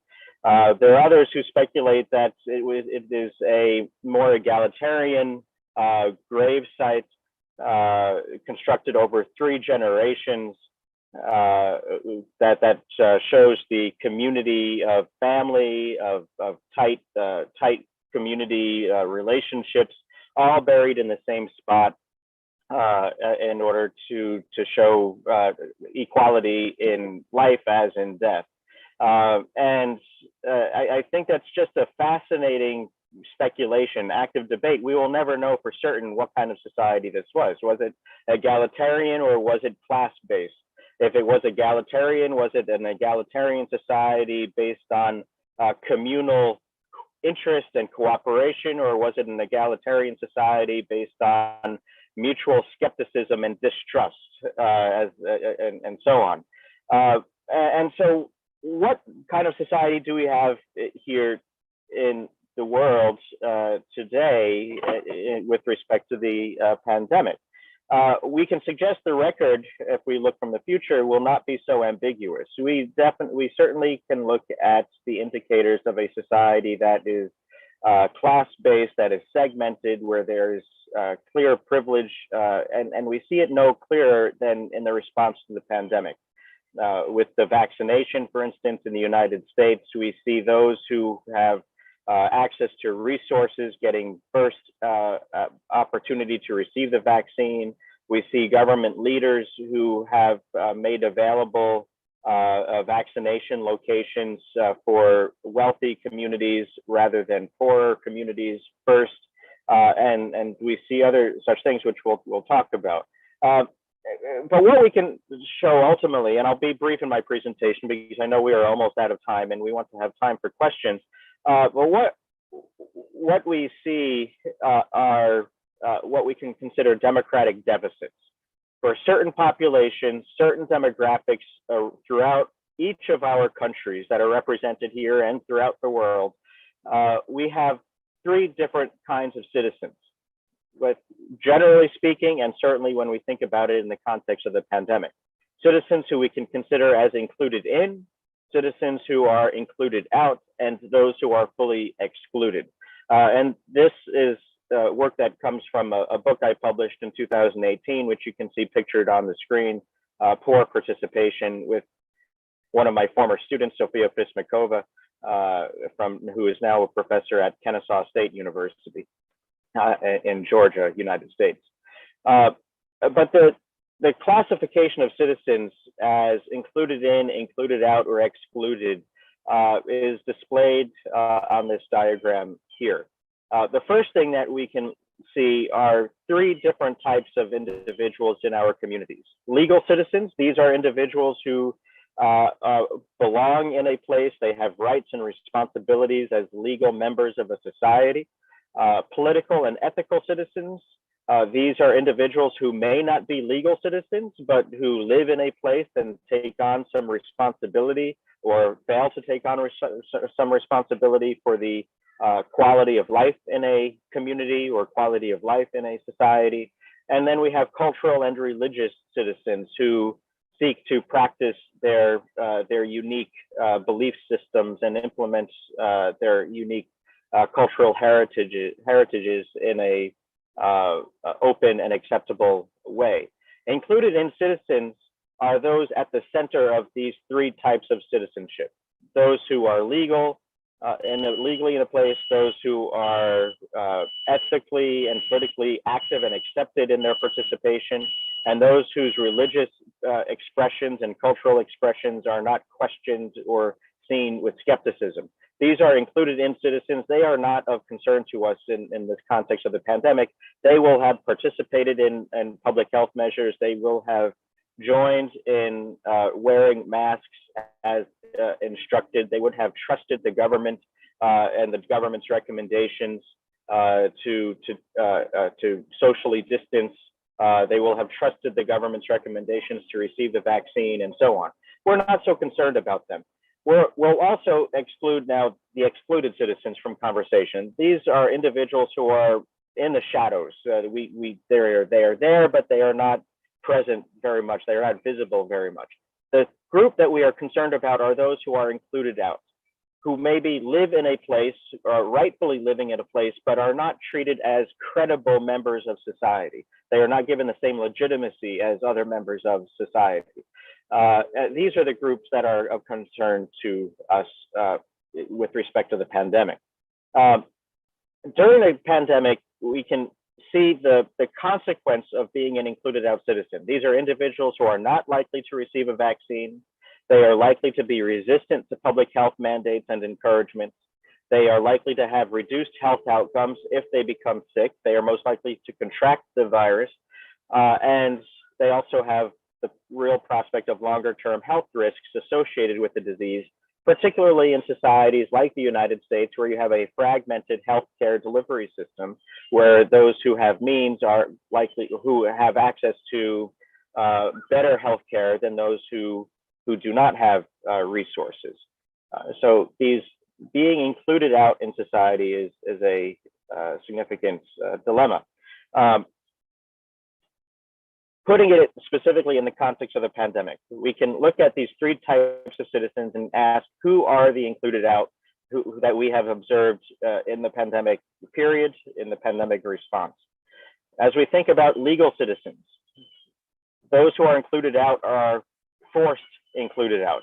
They are denied rights. They are denied the opportunity to claim their legal status within a society. This includes illegal immigrants, as in the United States and in other places, and prisoners, those who have been convicted of crimes, who are denied their rights as individuals who violated the terms of citizenship by acting in a criminal way. They are also included out in this way as well. They are included out without participation in public health measures, less likely to get the vaccine for fear of deportation, for instance, if they are illegal immigrants and so on. The political and ethical citizens, those who are, we can think about two types of included out citizens. The socially included out are the poor, legal immigrants, the homeless, and others like them. These are individuals who are judged by others in society as not deserving to participate in the affairs of society. They are not seen as well educated. They are not seen as intelligent. They are not seen as strong, vibrant, contributing members of society. And so they are treated as individuals who should be left out, who should be cast to the side. But then we also have those who we can consider as self-included out citizens. These are individuals who by their own decision, by their own agency, consider that they are not part of the mainstream. They are not part of the dominant culture in society. This includes racial minorities, ethnic minorities, as well as individuals from particular political persuasions, like anti-government activists of various kinds. And then the self-included out also include those who are adherent to certain religious beliefs and practices, who are, again, are not dominant in the society. They are self-included out by their own choice. The dilemma that we have to face as public administration and as civil society is to design a democratic or participatory process that eliminates up to centuries of legal, social, and self-exclusion in a matter of months. In other words, we have our system of governments across the world are built in a way that have created these divisions in society, where large percentages of our populations are who we can consider as included out citizens. And our challenge is, in order to respond effectively to the pandemic now and to future public health concerns, our challenge is to create democratic and participatory processes that try to rectify or eliminate the harm that has come from centuries of division in a matter of months. This is a huge public administration, public service, democratic dilemma. How to bring these included out citizens into the included in category in order to effectively respond to the pandemic and recover from the pandemic. For those who are socially included out citizens, the challenge is to reduce or eliminate what we can consider status poverty. Status poverty is the idea of how individuals who are not included out perceive those who are. So how do we perceive those who are poor? How do we perceive those who are immigrants? How do we perceive those who are drug addicted? How do we perceive single parents? How do we perceive racial minorities? If society views them as less than legitimate in society, then they have a high status poverty. With a high status poverty, they are included out. They are not likely to engage. So the challenge, our task, is to reduce or eliminate status poverty. For those who are self-included out by their own actions, the challenge is to reduce or eliminate agency poverty, which is the extent to which I, as an individual, feel that if I speak, if I express my opinion, if I participate in society, I will be treated as credible. I will be treated as legitimate. So for those who are self-included out, we have to empower those who have a high agency poverty. These are the twin challenges. So status poverty is built on stereotypes and labels, some of which are written on the left side of the screen, words that define groups of people in unattractive ways that preserve their place as on the margins of society. Schneider and Ingram in 1997 wrote a terrific book where they described citizens as deserving or undeserving and stronger or weaker in the political system. Those who are undeserving and weak are deviants. They are included out. They are prevented from engaging in all that society has to offer. They are the ones most at risk in the pandemic. And we can walk through the rest of these categories as well, but I won't do in detail given the time limitation we have here today. The next, agency poverty requires empowerment, and we can look to the ideas of Sherry Arnstein in 1969, who constructed this ladder of participation. How do we help to move individuals who are self-included out up the ladder? How do we convince or persuade or structure or restructure our governing institutions to share power with those who are often excluded from that power sharing, thus bringing them into the included in category? This is the challenge here. Ultimately, what we need to consider is the mechanism or the set of mechanisms available to create a high empowerment context and a low manipulation context for engagement of those who have not over the past decades and centuries in our society. That means creating an authentic participatory process where empowerment is high, manipulation is low, there's opportunity for trust building, there's opportunity for creating empathy across divisions, and so on. Again, we can talk more about that or in future conversations, what the particular tools are in each of these boxes. But to summarize a few participatory strategies that can help create an authentic participation, we can list some of these. One, dialogue and deliberation. Deliberative processes, deliberative governance are known to create empathy. They are known to enable those who have stereotyped views of each other, understand the unique values and interests and experiences and cultures of others. So we, using dialogue and deliberation tools gives the platform for the development of empathy and for shared power.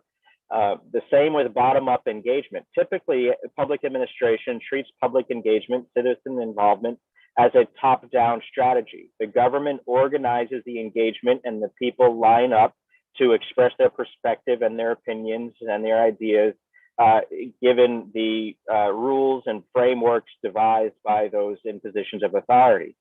That will not satisfy those who are included out, who are distrustful of those authorities.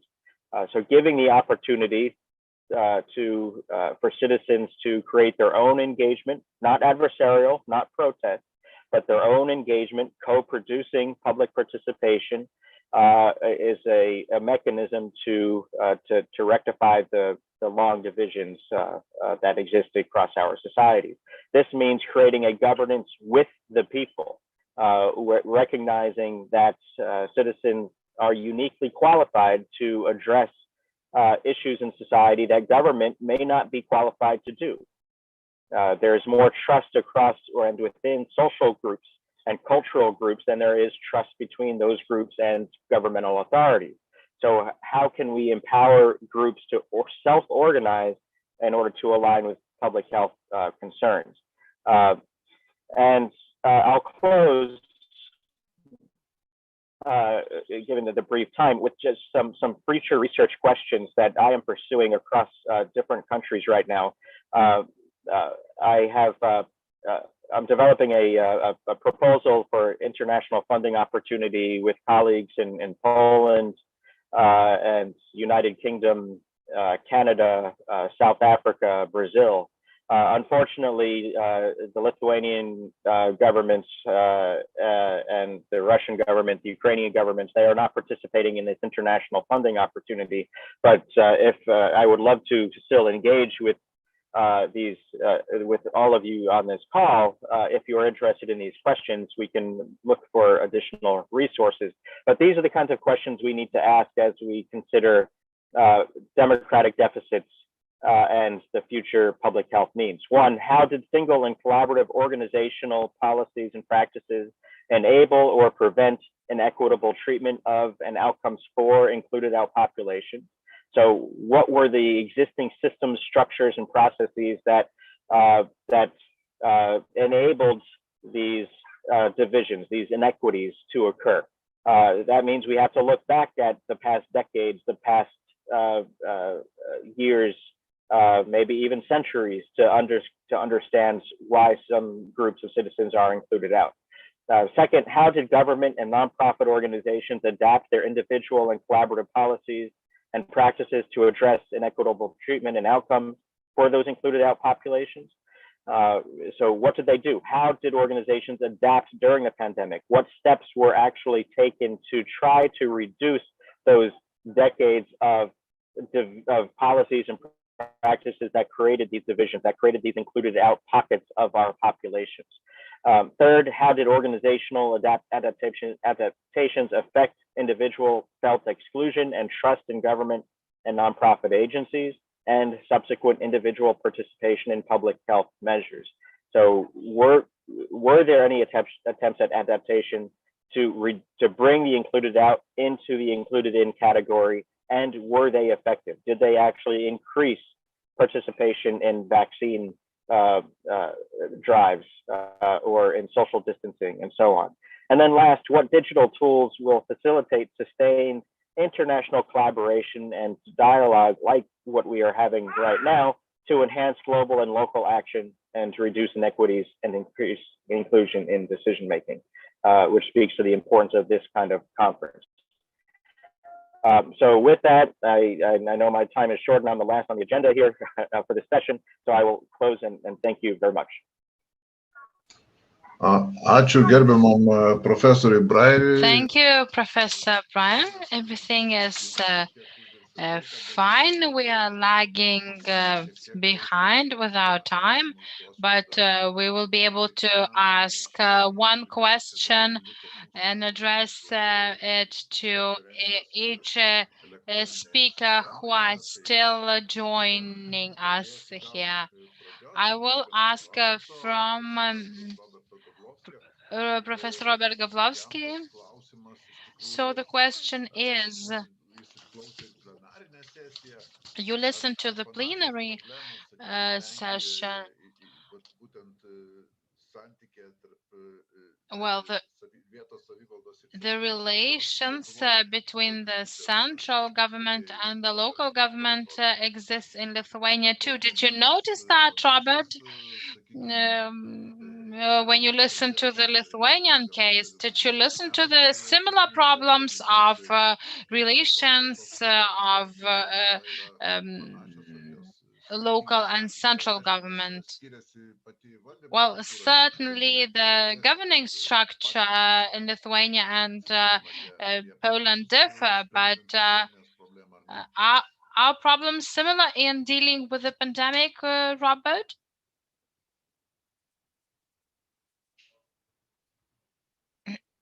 Okay, thank you. Thank you for your question.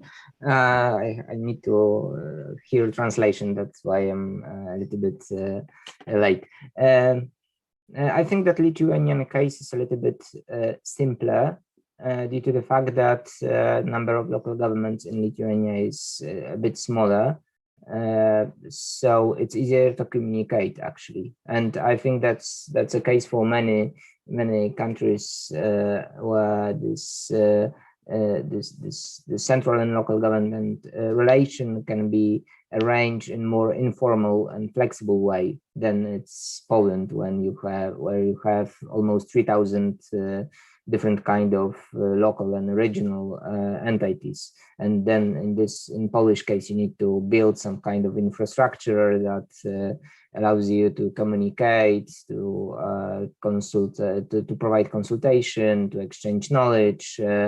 I think that Lithuania in this particular case it's a much better situation than Poland. So of course it doesn't mean that these informal channels solve all the issues.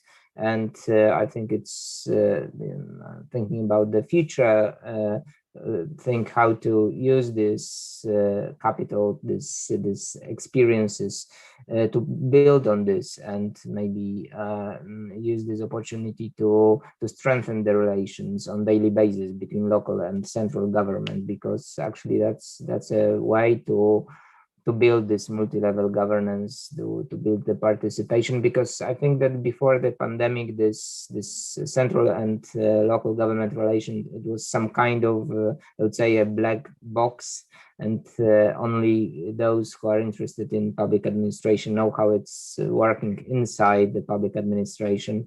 But from people outside the public administration, it was actually something was missed, something was hard to understand, maybe that something inside public administration is going in some way, but nobody knows which way. So I think that's actually quite different examples.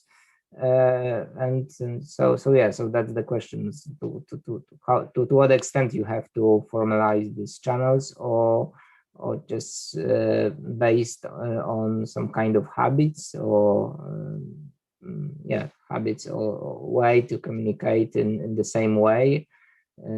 Can you foster or just boost this communication in this crisis and when you need it? That I think that it shows two different perspectives, I believe.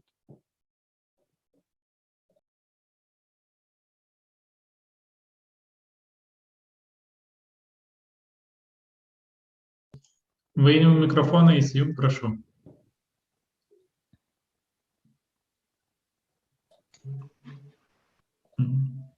Gerai. Gerbiama Žana, norėjau jūsų paklausti, profesorius. Shishko, Mr. Monastirsky spoke about problems of municipalities in Ukraine. Is it so difficult?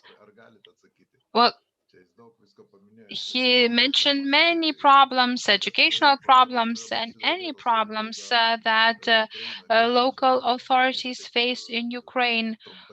How could you briefly describe the situation in your view? Thank you for the question. Actually, on field in Ukraine is it's very it's a real crisis. It's actually much worse than it is on paper. Well, by saying that, I mean that education is actually falling apart. It's maybe, we should say it's bad timing, because when COVID-19 hit, it was exactly that time when reform was happening. And the reform was happening on all levels of the government. It was, including education, health systems, everything was changing. So we weren't prepared. The country was not prepared for any of this. When pandemics hit, it looked like everything needs to freeze. Like they were actually supposed to freeze the entire process of reforming the government, but they didn't. What happened is actually what they felt is okay to freeze, they did freeze. And by everything, like by some pieces of the government being actually stopped, it gave opportunity for corruption. It gave opportunity to make deals, illegal deals. And at the end, we have today a huge problem with, ecology. We have bylaws that were passed by the government, and people don't even know about it really. They just see it. They see that things are happening, things are going down. The food, you cannot go to a store, buy food, and know that this is quality, that you're not going to get, poison from it. So it's that bad. Ecology itself, the agro holdings, well, they are not following any rules. There's no policies that they are obliged to follow, meaning that they do what they want. So the government gives them opportunities to pollute the environment. There are no fines for pollution. There is no governing body like it should be in a normal country on anything. Basically, no matter which topic you touch right now in Ukraine, the country is suffering. Children are also suffering, not because the government doesn't care about them, but because actually Ukraine decided to make some serious changes in the family law. And they somehow, just never took into consideration that the family law should be changed in the interest of the children, not against the interest. So what we have tons of, just hundreds of mothers that are, that our children are taken away from, and those mothers cannot do anything about it because the husbands may be alcoholics or whatever, but they tend to have a better, income. So, it's not fair to the child. Child should not be exposed to, bad situation. And especially in COVID situations, the government still, so let's say child services, they're allowed to go into homes without even wearing a mask, take children from mothers while it's COVID outside, it's red zone. And this is happening for already, as you know, a year and a half ongoing. So there's no penalty. The new, we have this decentralization happening. And many of you probably who are left here would say, well, this is great. Everybody are going through that in the world and they're feeling okay. Well, Ukraine isn't, because the little governments, the self-governments, right, that are created, they are not afraid of anyone anymore. So what they do, what they want to do, they have, they're fearless. And that's the worst that can happen. You cannot call up police and complain to them and say that, that you were beaten, because the police comes and they're like, nah, this is whatever. This is not serious. This is not our business. And they leave. They don't even want to take report. Now, if you still tell them you're going to invite the news, if they don't, they take a report. They do not do a single thing about it. There is no such thing as, limitation, like in the United States, for example, or like in other countries where, it's domestic violence is a crime. Well, in Ukraine, it is somewhat on paper, but not really. So, so the country, unfortunately, what I witnessed, and it's part of my research, I'm looking into all the social policy, it has been declining completely, and people, unfortunately, Ukrainians are fleeing the country. Now, it's not because of the 2014 crisis, the military crisis that they had with the neighboring country. It's not really because of that. It's actually because people do not agree. People can't have their children just taken. People don't want to, go to war. People want a life. They want to have a business, and their businesses are closing down. When the COVID-19 hit, a lot of businesses were forced to lock down completely, to close down. Now, it's weird because we know that even in Canada, I'm not sure how it is in the United States, but I know that in Canada, all small businesses were supported by the government. But Ukraine decided not to do anything about it. They just let them just exist. If they do survive, they survive. If they don't, they don't. They get no help from the government. Now, our president, Mr. Zelensky, he, at the very beginning of his election, he said that we will turn Ukraine into e-government, like electronic government, But did he say you know, who's is this for? Like, do we even want that? Who's going to be included? Who's this happening for?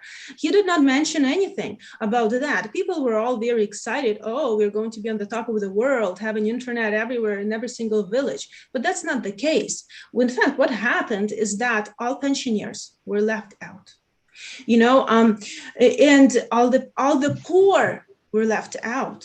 We're talking about a huge class. Keep in mind that in Ukraine, most people actually have to leave the family and go to seasonal jobs to Poland, you know, to all these countries that can help and employ them illegally, usually, sometimes not illegally, but this is the reality. So what we have is people, you know, a huge amount of, you know, just people not being able to use even special pensioners. They can't use their pension because they need to do it officially through this banking system.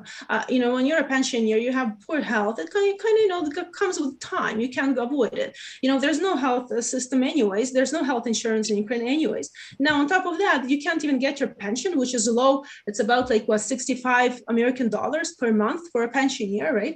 While, you know, your utility bills are around $200 a month if it's winter, you know. So I mean, so you try to survive, you're old, and then this from, you know, the president. Oh, thank you very much. So I mean, I've seen how they suffer. I participated a lot, you know, in different organizations, and I've seen what it is to be an old person right now with a, you know, relying on pension.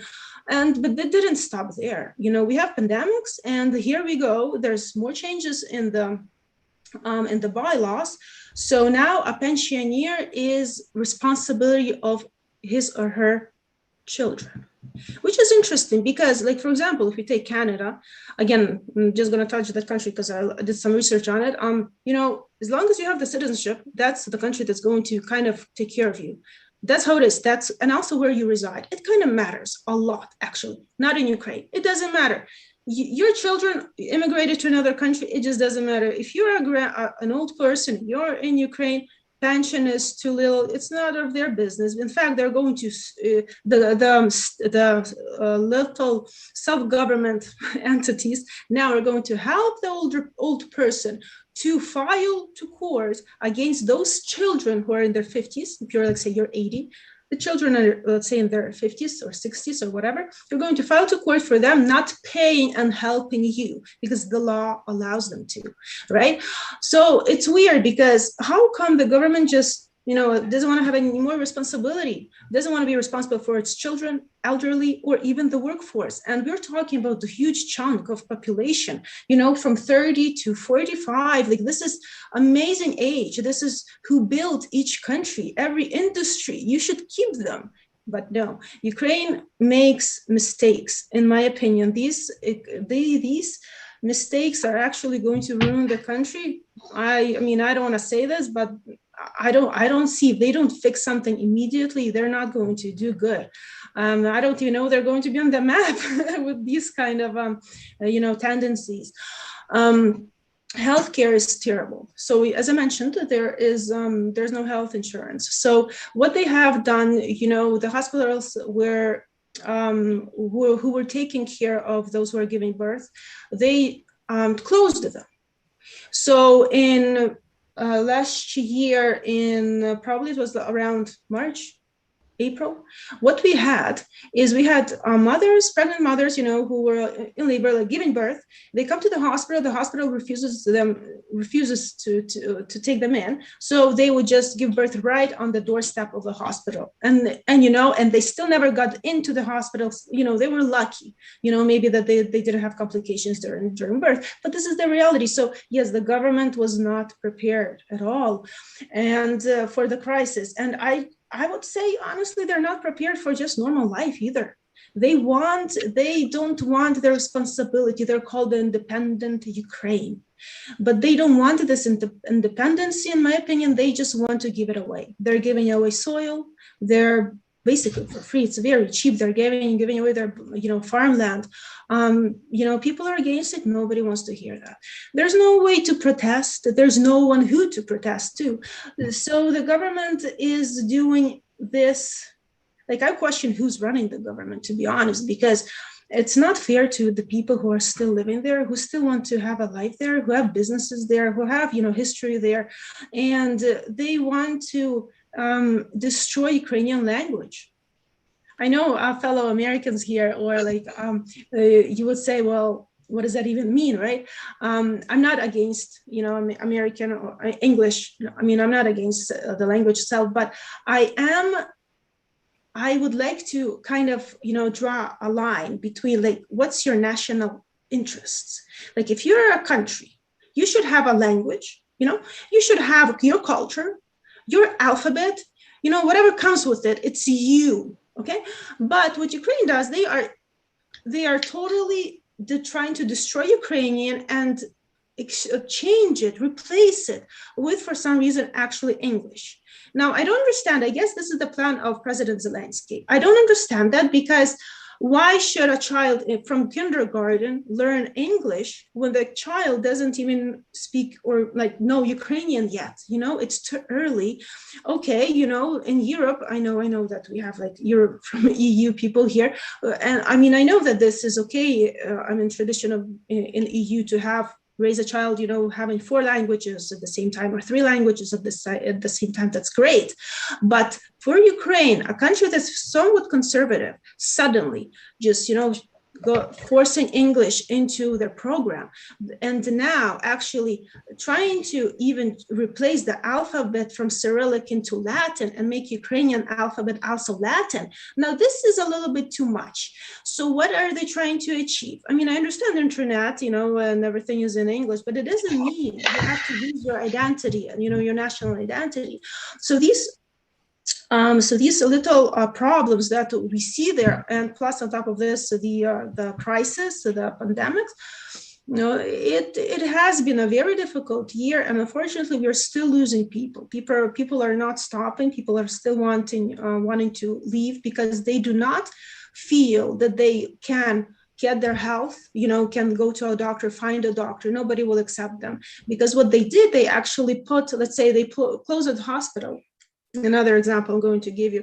They close a hospital. They say, now we're going to treat only patients, COVID patients. But at the same time, that's going to happen only on the first floor. Now, the second and the third floor are going to be everybody else. Well, okay, great. But the disease spreads.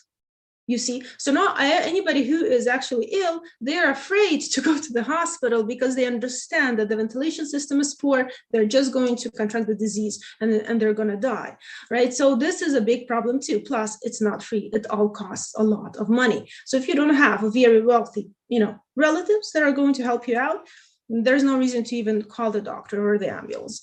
So that's basically the picture of the situation. Sorry if I gave too much information, possibly.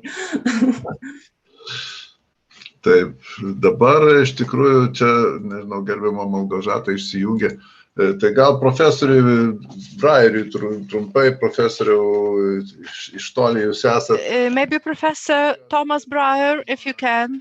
You've been talking about involvement, inclusion of citizens.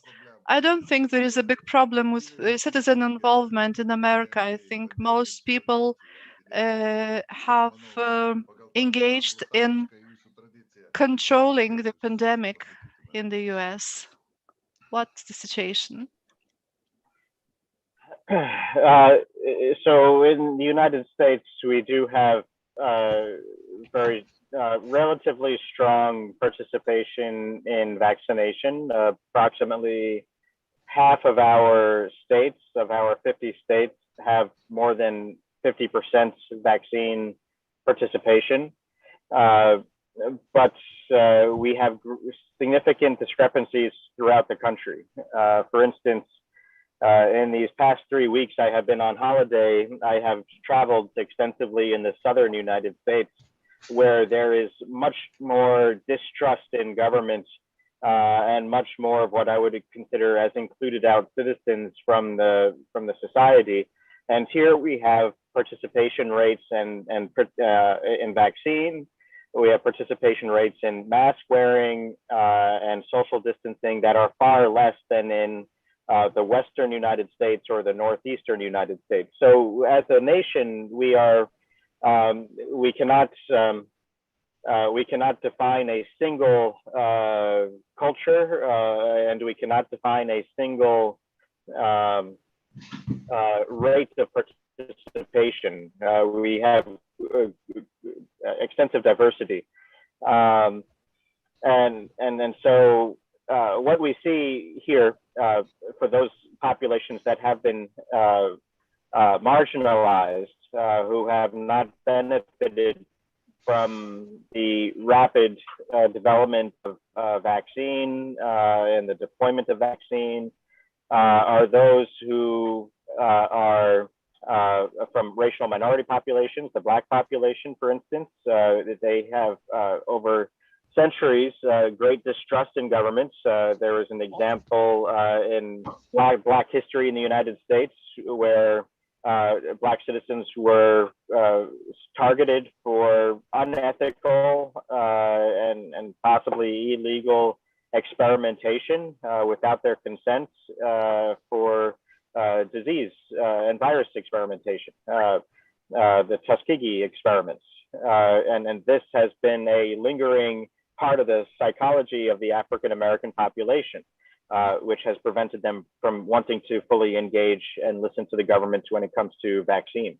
Those who are poor are less likely to have access, equitable access to all vaccine information.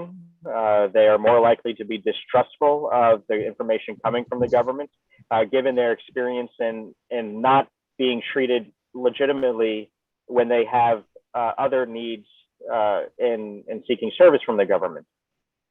So the poor are also marginalized in the public health process.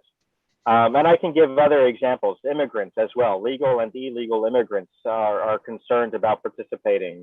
For instance, local governments have attempted to advertise that if you get a vaccine and you are not a legal resident or a legal citizen, you will not be reported to immigration authorities in the country. You need to get the vaccine.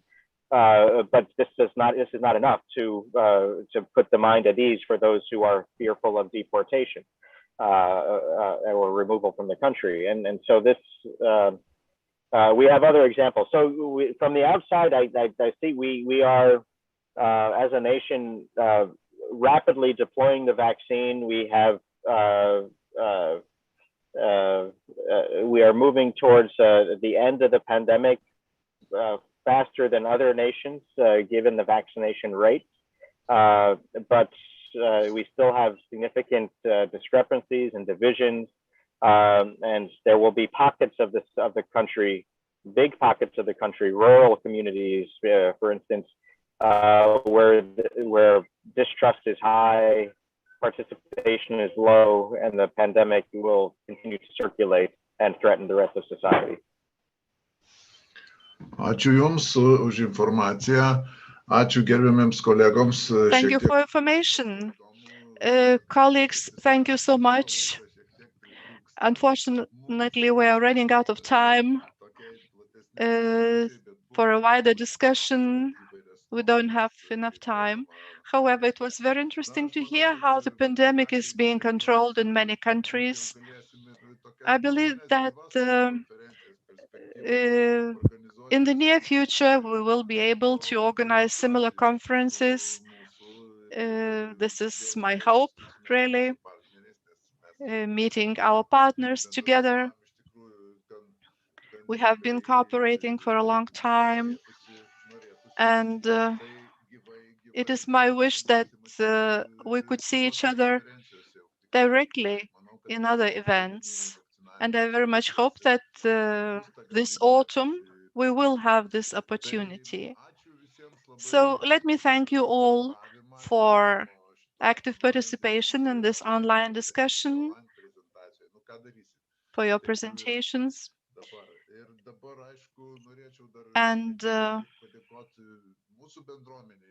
I would just not like to ask our community, but also the staff members who have helped us to organize this remote event, which is the Committee on State Administration and Local Authorities, the Office of the Seimas Television, also colleagues from Mykolas Riomeris University, Professor Aleksandras Potapas, Professor Andrius Stasukynas.